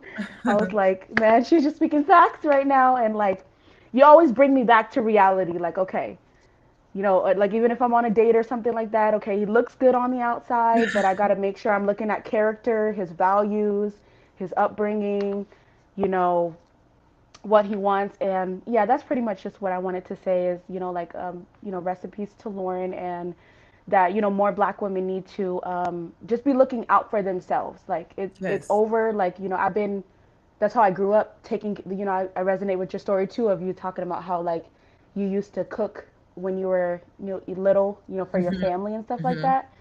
I was the same way, like taking care of, my mom, my brothers. Like I cooked breakfast, lunch, and dinner for my family. When I went vegan, I think that was in like 2019.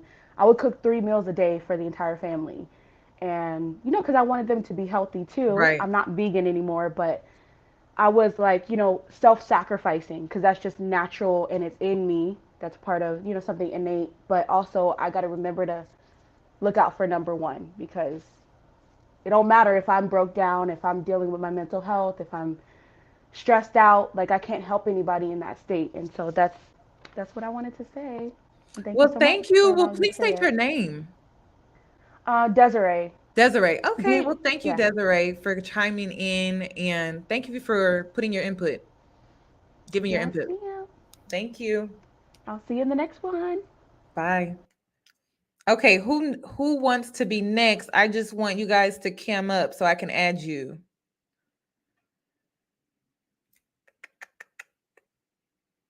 Okay. Hi. Hold on. I think you're on mute. Oh, wait. Okay, you mute yourself this time. Okay, I'm back. Well, All right. hello, finally. So, can you state your name? KS. KS. Okay. So, what did you want to add to the chat today? I just want to say, first off, Lauren, rest in peace. She was a beautiful woman. She had a lot going for herself. Like you could tell she was one of those Black women. Mm-hmm. Just rest in peace. It was really sad. But I feel like Black women need to vet every man. I mean, Black women naturally would vet every man, but there are some of us who are hurt, with Black men, and maybe we use that to not vet every man. We might think non-Black men's better, which sadly shows not the case.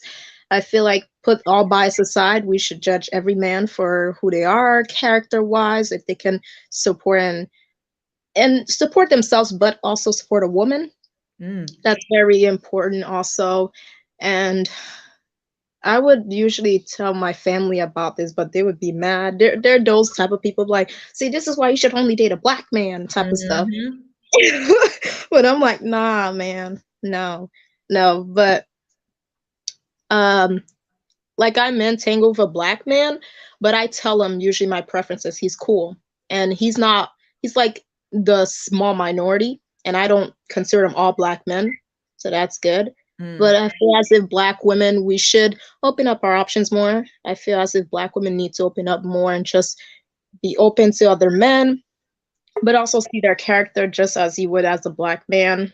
And that's all I gotta say. But I gotta say, Yanni, you're very beautiful. Thank you. I love you. Oh, I And love you too. continue encouraging Black women and being good YouTubers like Sen and et cetera, to help Black women open up their eyes. And good night, Black women in the chat. I love you girls. Stay beautiful. Y'all queens, man. Don't let these dusty kings and their Latinas or Beckys and et cetera come to us. They can't compare to us. That's all I gotta say.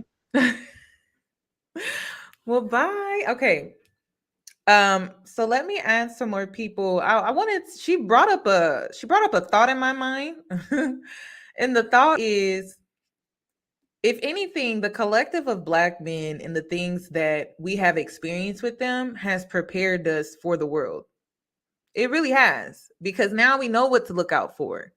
But I think the thing that we weren't taking with us was that we need to make sure that we're seeing other men's character and not, I would say, fantasizing who they are. We need to, if anything, they have prepared us for what's out there. So it's just something to think about. She made a great point. She made a really good point. Okay. Oh, hello. How are you? hey Yanni, how are you? Good. Good. First, I do want to pay my respects for all the Black women who've passed away, health-wise, because we don't speak about that enough. This goes into health, but when you deliver a child, a lot of Black women didn't make it, and also, femicide as well. I want to thank you so much for just speaking about your spiritual journey. I'm not too hung up on the men, because I feel like we have women who talk to us enough about men, and I definitely thank you guys. I kind of wish that, because I do have a single mom. You don't know this, but I do. I was raised by a single mom, so I kind of wish that I had all you guys, everybody, all you guys, even the ones who are iffy, but they add value as well. Right. When I was younger, because I think it would have helped me out a lot. I do want to say again, thank you guys so much, you especially, for helping out the younger Black women. I'm not gonna lie, you made me cry earlier, because I do also have unpleasant experiences with sexual abuse and DV.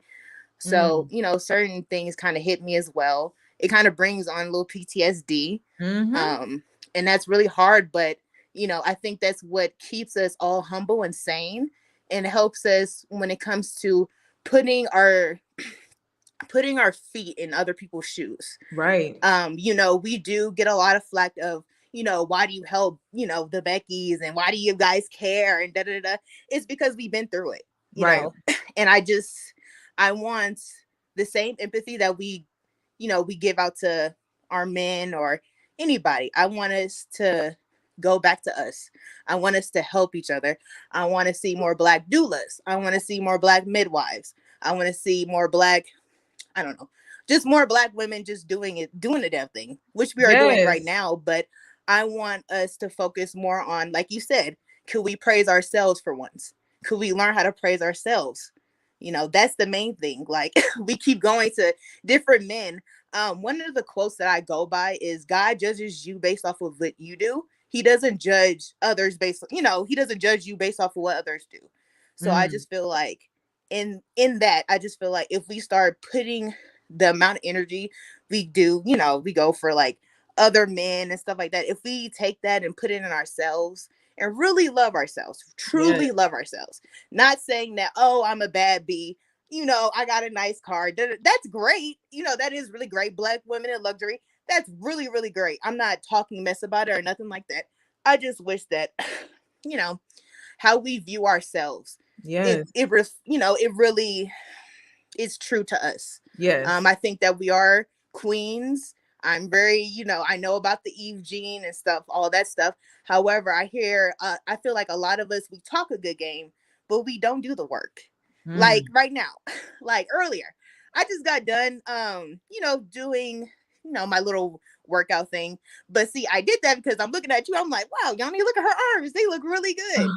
And, I want us to see another woman and be like, let me do better because she looks like she's doing better, rather than me looking at her and be like, she thinks she's all bad. Da, da, da. No, let's not do that. So, I think, that's it. I just want us to continue just to do better. I Mm. want us to move in silence. Yes. I think us opening our options is a beautiful thing. I Very don't think beautiful. anybody up here is telling Black women to not do that. I think open your options, but also heal and Yes. fix. That's it. Yes. I think all the creators, I'm just gonna be broad and just speak for all of them. I don't know all of them, but I think that their main purpose of telling women to date out and do all this and all this other stuff is to really, like, because we want all of us to be better. Right. And And happy.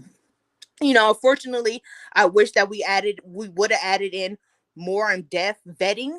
Right. I definitely, I wish that would have happened, but mistakes happen. We grow from it. We don't stay stagnant. We keep moving forward.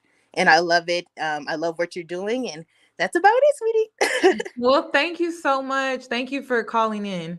Yes, I'm sorry. I'm a little nervous because this No, is you're fine. different, but have a good one. You too. Bye-bye. Okay. If you guys are not camming up, I'm not gonna add you to the live because, like I said, there was a situation that happened on a different platform. But I want to hear from you guys. So next we have Nessa. Hello, Hello. Yanni. How are Evening. How you? are you? I'm good. You? Good. Good. Good. Well, I first off, I just thank you for the live. I actually heard. Actually, it was through your video. I actually heard the news first because I haven't really heard of the situation with that. That unfortunate what happened to her. The unfortunate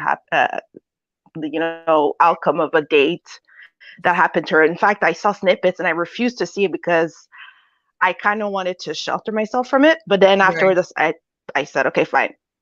Let me at least see what happened, because well, currently I'm single, but if there comes a day I want to date, at least let me see what happens. So Right. it's an unfortunate way to learn from an experience, but let me learn from it, right? Right. And even the second story you shared, that one, I was almost ready to just boot myself out of the live because I was like, I cannot listen to this. And mind you, I don't live in the States, so we don't like these sort of stories. I never have heard of it. Once in a while maybe, but not like that. And from where I live, with like, of course, it would be women that suffer from it, especially with like the whole pandemic. And you see a lot of these things happening where people are trying to get out because you can't curfews, whatever else. And even when those that are in relationship, more you know, DV or domestic violence happening.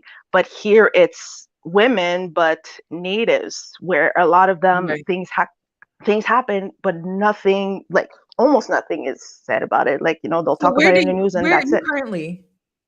I live in Canada.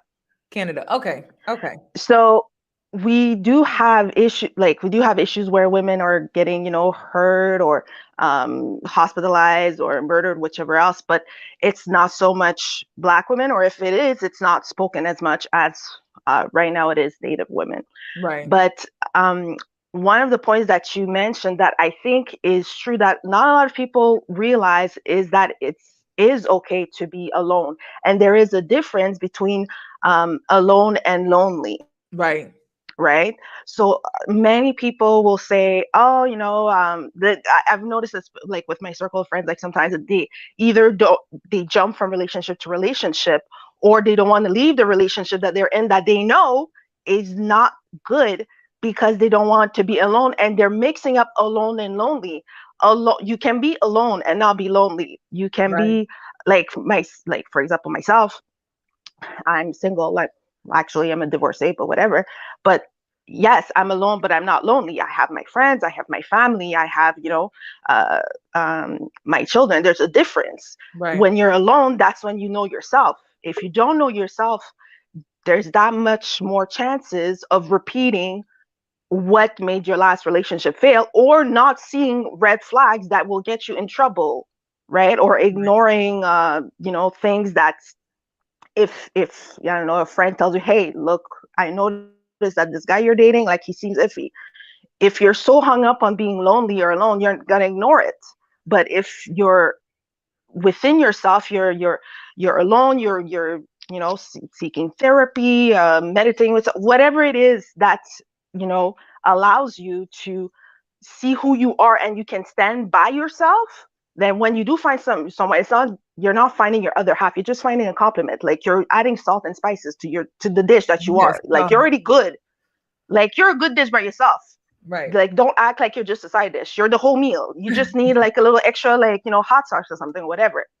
So, and it's just like it's the whole thing also, like being nude and naked. So like, you know, you can be nude but not necessarily be naked in front of someone, but that's a whole like other thing. And so I something that would be good for people would be to remember sometimes it's okay to be lonely. Like be lonely for a bit, but you know, as long as you grow from it, don't just be alone and Right. kind of whine the whole time or something like that. And then the other thing is that like I guess this whole divesting thing, like I've never heard of the term divesting or whatever, like swirling, whatever. But it seems like unknowingly I was divesting or not, because my last relationship was with a Caucasian man. Mm-hmm. And I would say even like my own family kind of put me on that path unknowingly, just by what they would say about Black men. And so that's how I ended up never really dating Black men, because they were always saying like, oh no, you don't want Black men because X, Y, Z, and the other thing. And then come to find out, like, you know, later, like I think I'm like about 10 years older than you or something, but like later it's like, oh, it's divesting, you're doing this and you're swirling and blah blah blah. Like the most I've been called was an Oreo.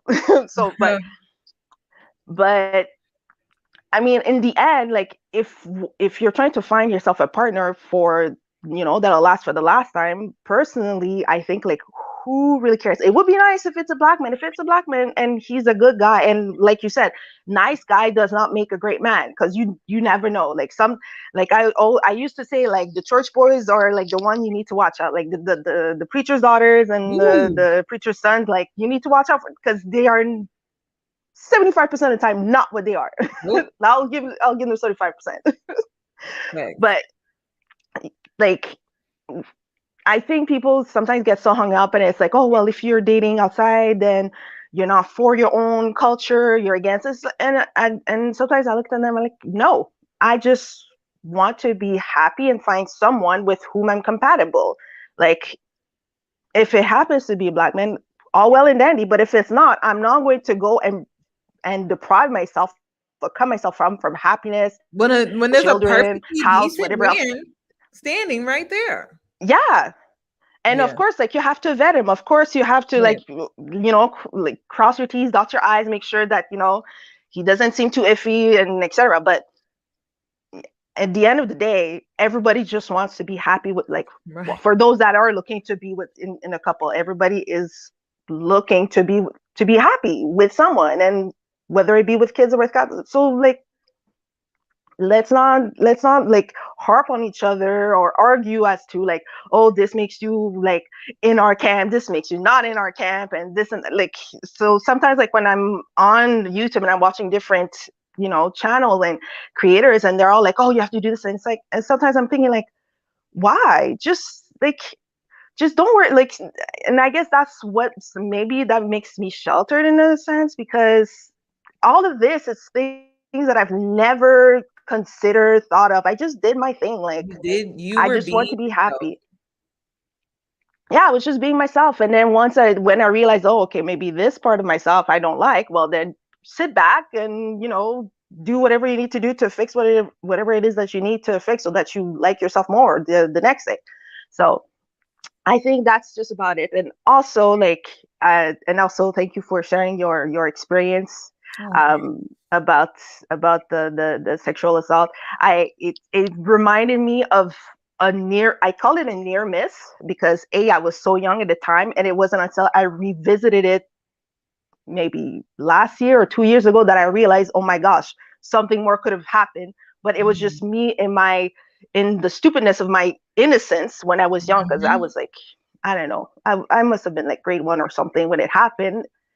Like, I never realized what it was until now, that I was like, oh my gosh, like, thank the Lord and all the angels. So, so for things like that, it's important to speak of experience like that, just so that it's not kept like to rot within ourselves, and that other people can come together and share, and and hopefully support each other, uplift each other, protect that person, seek justice for that person, and strengthening them so that they can move as whole as possible. I agree. Well, thank you so much for calling in and giving your input on this situation. And I'm sure the Not a girls in the problem. chat enjoyed your commentary. Thank you. No problem. You have a good evening. You too. Bye. Okay. Sis, you've been waiting very patiently.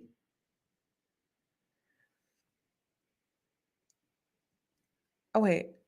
It's saying Can you you're hear on me? mute. Yes. How do you pronounce your name? Oh, Eugenie. Eugenie, that is so cute. I love that. Thank you. Yeah, I'm So, kind of nervous, but what was oh you gonna no, say? you're Sorry? fine. What did you want to add to the conversation? Yeah, I just wanted to agree with the last callers, especially about the being lonely in a relationship as well. I feel like a lot of Black women have, some of us might feel like I don't know, we're kind of, I don't want to use the word desperate, but because of the lack of love we get, it's kind of like translating into just wanting to be with anyone.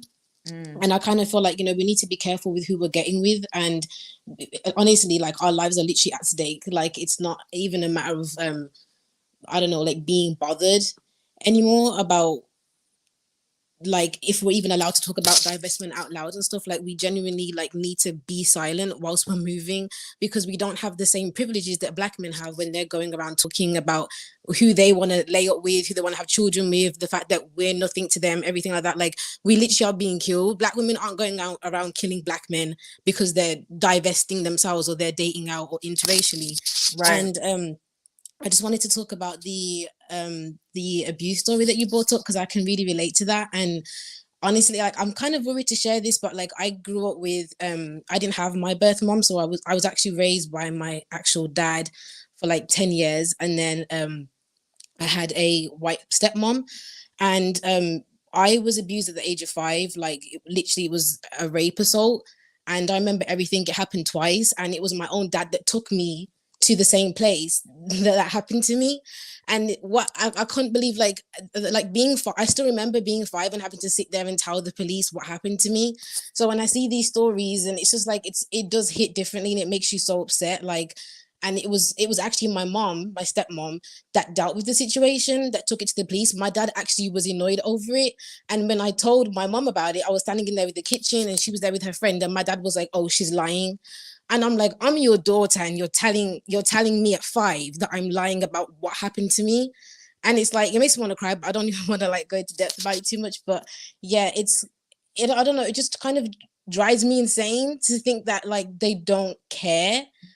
And they just like to be called a liar at 5 as well. It's just like, I can't really get it out of my head. Like I genuinely want to go to therapy for it because I don't think I've actually like healed properly from the situation. Mm-hmm. Oh gosh, I don't want to get upset, but yeah, it was my mom that sorted it out, and he actually admitted himself. Oh, he was annoyed, and he lied to. It was basically my family. It was like like how a lot of us who get abused, it's by family members, things like that. So like the house was full of like my cousins, aunts, whatever. And when he went back down there, he was like, oh, like it was my girlfriend that snitched on you. Like it wasn't me. Like he didn't like. It's like he wanted to just be friends with them and was not bothered about what just happened. And that's why I'm really done with this community, because I'm like, the amount of us that's been through like situations like this is really saddening. But yeah, I just kind of feel like we need to divest in silence. Like Black men and even other men, they do not care about our safety. Doesn't matter where we are in the world. Like no one's gonna look at you and think, oh, like you're different. You're not. Like they see you as a Black woman, and that's it. We don't have the privileges of other people. So yeah, that's kind of what I wanted to say, really. Well, I appreciate you for sharing your story, and I know that wasn't easy to do. Thank I'm you. sure you're helping someone by doing so. I do recommend therapy though. I Yeah, I do. definitely want to do that because like I was actually told that I was allowed to do that, and I was also abused again by my dad anyways, like through the whole of like secondary school, like from age 12 to like 15, and the police was involved in everything. And it was like I was like guilt tripped because he was like, oh, my mom was on the phone and she heard like what was going on, like the abuse, like me being hit, like shouting and everything. And like he literally was just standing there like, oh, you called the police on me, you snitched on me. I really despise this no snitching culture. It really makes it just makes things worse. Like we don't call for help anytime, and then it's like a double sword, because if you call for help, are you even going to get the help? It just like puts you in a confusing situation. But yeah, that's kind of what I wanted to say. Well, thank you. I'm sorry you had to go through all of that, but I definitely am here for you and I Thank you. appreciate you. You are valuable. Thank you. And I'm going to move on to a different caller, but thank you for sharing. Thank you for having me on. Bye. Bye. Okay, so I'm going to move to a different caller. Is it Chris? I just don't see that you're cammed up. I don't know. I just don't want to move on to someone else if you wanted to chime in. Chris? Okay, I'm gonna move on to, is it Mo? Hello. Hello. Oh, Hey. look at your hair. Oh my gosh, Johnny. Hi everyone. Oh my gosh, this is so great. My name is Mama, but like I have a formal name, but I work in the school system, so I'm not trying to get Well, caught that's up. fine. I mean, that's cute too. I like that name. My real name is Moshi, but I just like my friends, family call me Momo. So yeah. Okay. So what did you want to add to the chat, sis? It's just crazy. I like rest in peace to Lauren and her family. Like when the news hit with her situation, I just knew, like I saw it on Twitter, so I was like, oh my God, like Black men are about to eat this up. Like I already knew. So when I was on YouTube and just saw like basically all their discussions, I was just kind of like disgusted with them, because it's like, how could this be, like, how is this not a teachable moment for you guys and for us? Like, how did it turn to you versus me, you know? And that's like, that's the thing that really like made me sad, because she was so young and pretty. Like she could have been your sister, your cousin, your, you know, but like they don't think that way. Nope. So it just kind of made me feel like, well, we need to like just worry about ourselves. And I really thought about the divestment movement. Like it really came ahead for me like this year and last year.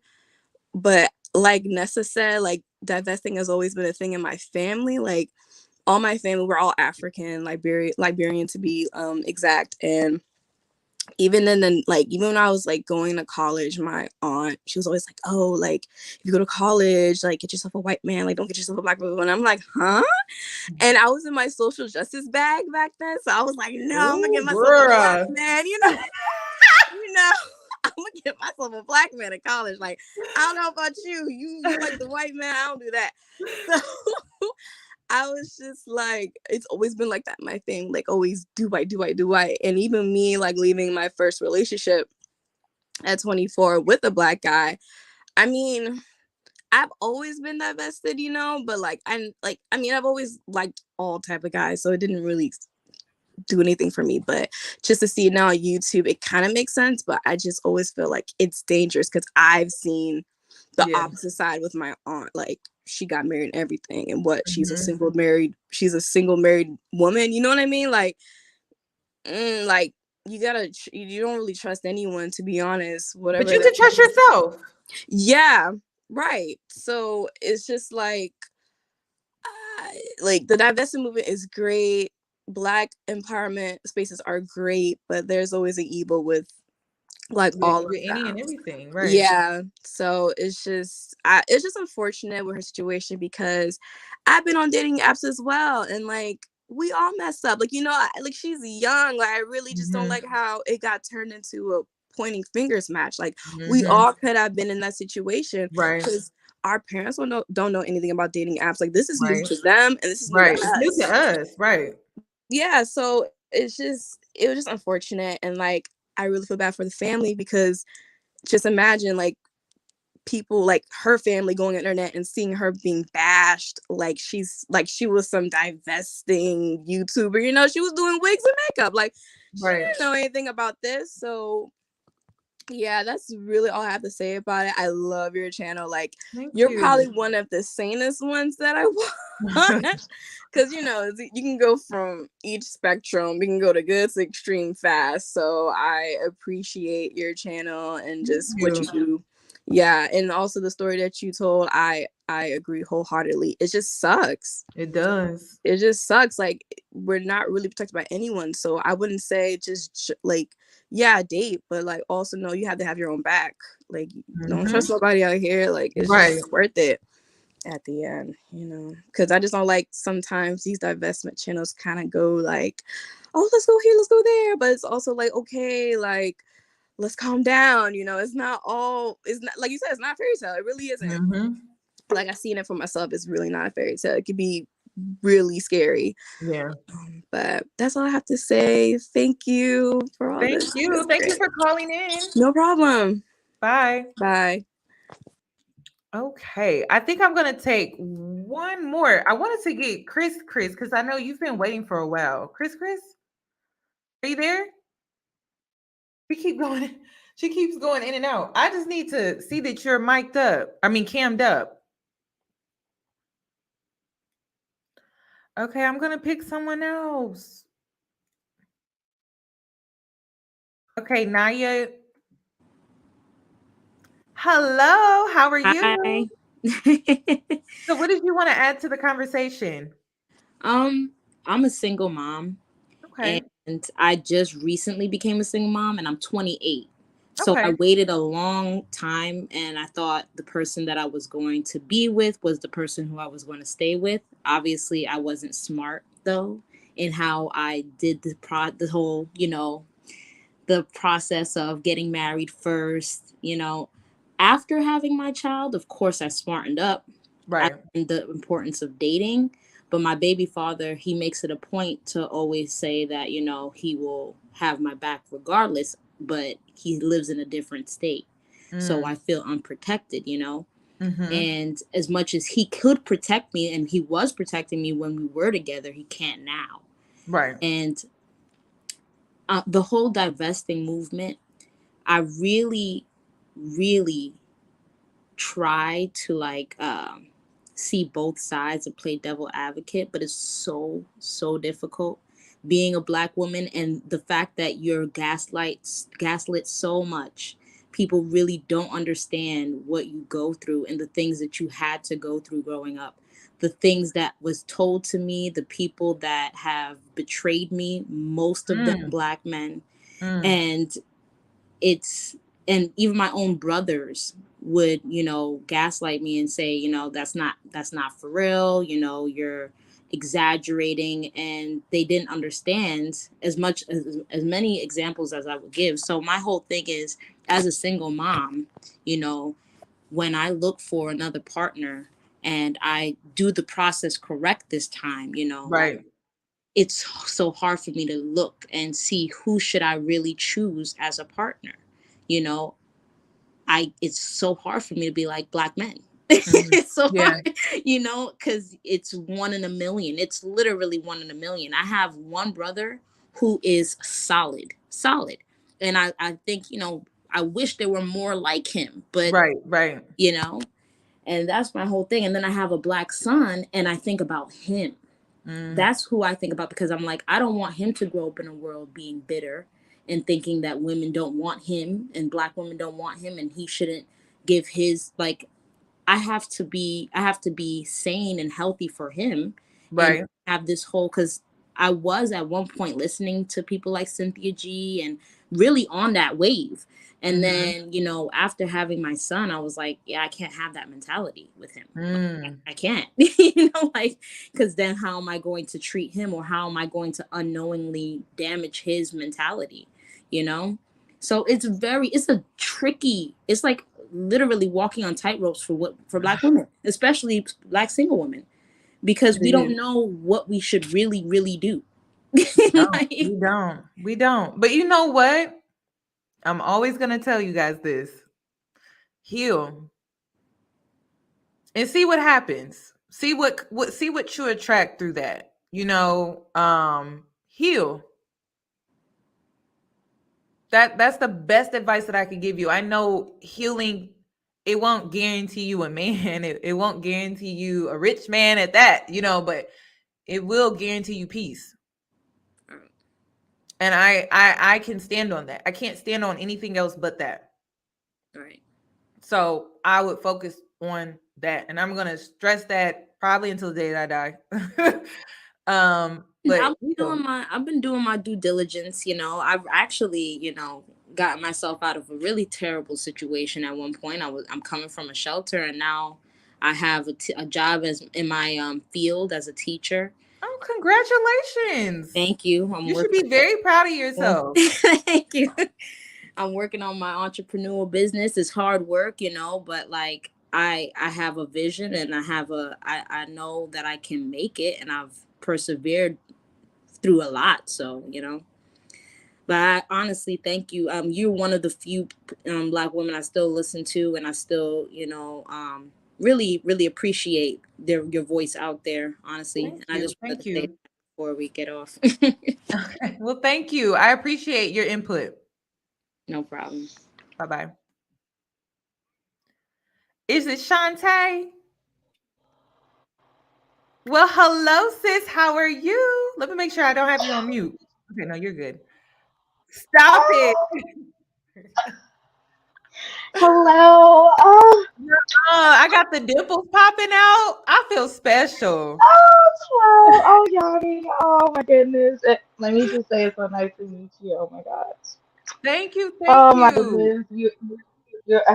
My goodness. What you're doing out here in the community for us with your voice and your input and insight. It's been A1, and I just really appreciate it. Thank you. Thank you. You're welcome. So did you want to add anything? I did.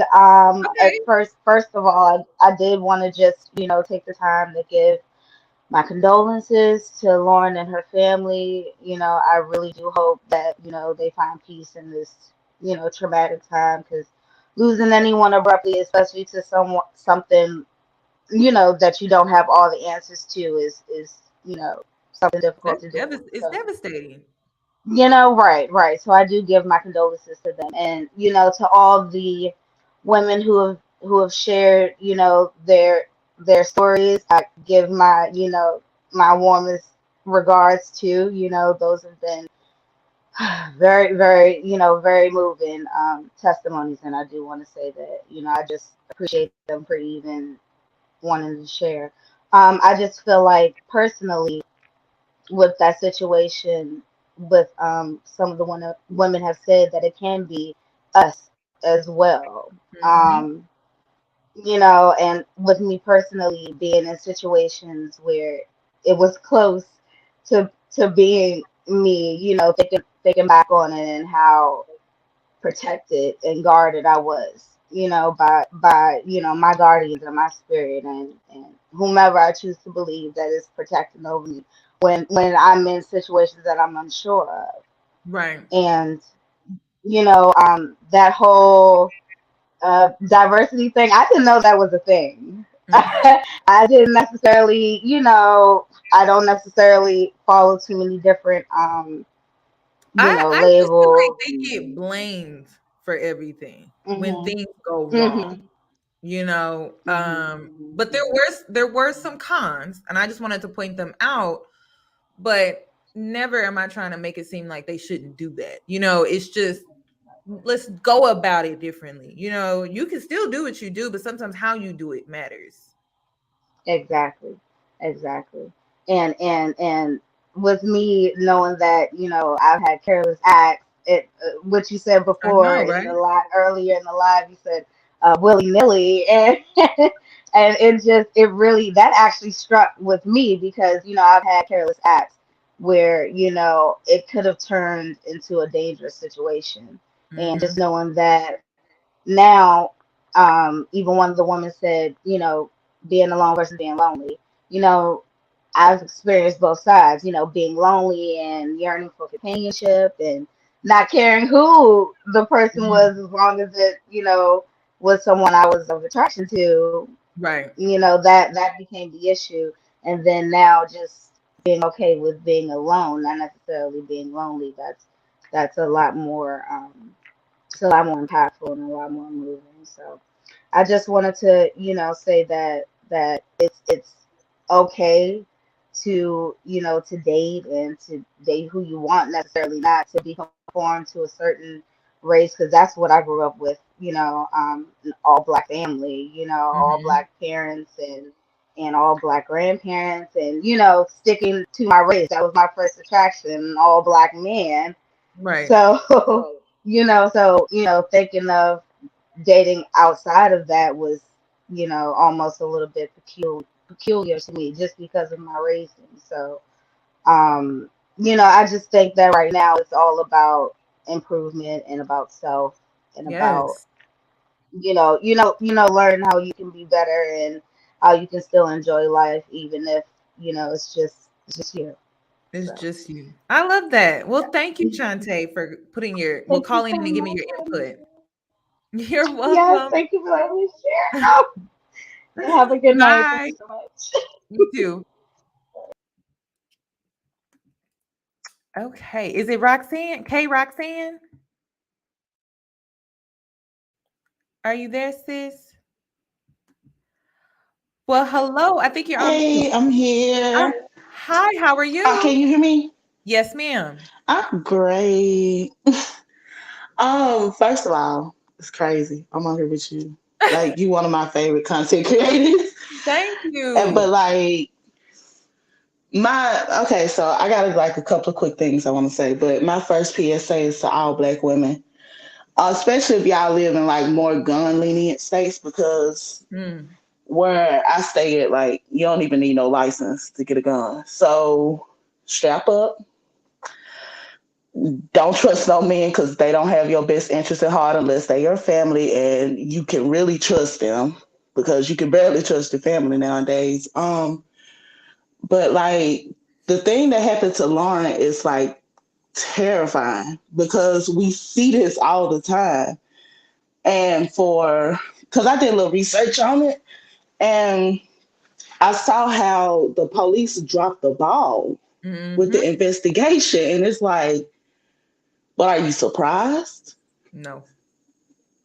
Because this happens every day, like, and especially for us being such an unprotected class from our men down to other men down to even people who are supposed to be our allies. Mm-hmm. Like you gotta really protect your energy, protect yourself, and not only have a physical strap, but have a spiritual strap Yes. too. You can't be out here because like me being 24, I Oh my God, I girl, like you are so learned. wise. Thank you. I love that. Like you follow me. Like what? Okay, but continue, sis. I'm listening to you, hun. But I learned a lot. Like my child's father, I started dating him like when I was like a teenager. I was with him on and off for like 3, 4 years. And like I dealt with going through that abuse, going through SA with him, going through all types of crazy stuff. Like if I told y'all wouldn't even believe it. But well, y'all would, but it's like real outrageous. But like as I got older and I started getting out here into the world, I learned a lot. And especially with those dating apps, it's real dangerous. Mm-hmm. It's real dangerous.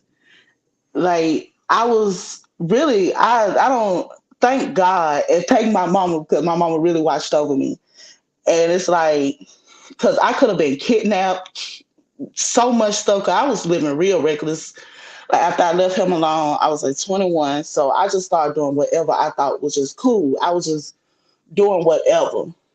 And it's like that shit caught up to me real quick when I had a rude awakening. And after that, it's just like I've been so gun ho on like black women protecting themselves because like it happened from a black man, it happened from a white man. Like they don't care. They don't. They're men and they are self-serving. Mm. And that's what you have to keep in the back of your head. You can't all skin folk and kin folk. I don't care. I don't care. He could be your brother. Your brother will double cross you. Mm. Can't just be out here sitting out here thinking like all it's all cool, fine, and dandy because that's how I was living my life until I got my rude awakening. I thought it was all cool, fine, and dandy. Thought it was safe out here. I thought just do what I want, but that ain't how it work, baby. And when they come for you, when people come for your safety and come for your life, like they don't care. They don't. So whatever they do is like you probably think it's mean, but they justify it within their own head. Mm-hmm. And it's just crazy. But I gotta go up in here and cook this food. I told my sister I was gonna cook before she got home, and she'll be home in 30 minutes. And like this food will take about an hour. Well, thank you for calling in and giving your input. Thank you so much. And I love you, boo. I love you too. You have a nice night. You too. Bye bye. Bye bye. Okay, one more. We have one more. Philly. Oh my Hello. gosh. Hi. How are you, sis? I'm good. How are you? First of all, oh my gosh, let me just say that I started watching your channel around this time last year when I was Okay. getting into my level up journey and self-love Right. journey. And around that time, I was seeing this dude who was African, Senegalese, so like African. And when I tell you, we were like day and night when it comes to just emotional intelligence. And I feel like a lot of Black men, they're forsaking that just to look a certain way. You know, I live in South Korea, Okay. and the dating here is so different from back home. I'm Caribbean. Okay. So it was like something for me to get used to here. Mm-hmm. And when I tell you that I noticed like other races of women, they don't really have to be so cautious, like when it comes to their body, like waiting until 6 months to have sex or choosing better. You know, they're not being told all of these things from their own community. They're just out here having fun. And more women, Black, white, other races of women are coming over to Asia for just that, to just be a little bit more carefree and have fun because it's a little bit safer. Like they don't have guns and stuff like that. But I want us to also think about not just physical abuse, but also emotional Mm. abuse. And I think that's like the main thing with my point. Because since I came here, I realized like, okay, the men, they're not normally physically abusive, but they can be very emotionally abusive. Like they do the ghosting. I met so Oh. many women here. Like there's one girl, bless her heart, that I met a few weeks ago. She literally just came to Korea and moved to Korea for her boyfriend. And after like a week, he just broke up with her in a text message before Christmas. And God.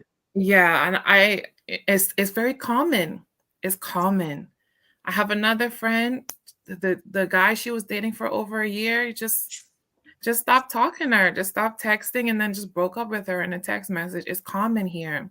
Hmm. So I'm like, I know we talk about ways to guard yourself physically, but Mhm. how do we guard ourselves emotionally? Because some of these guys, they can fake it for years and then just like that, switch. Well, one thing that I've learned about life in general, nothing is guaranteed.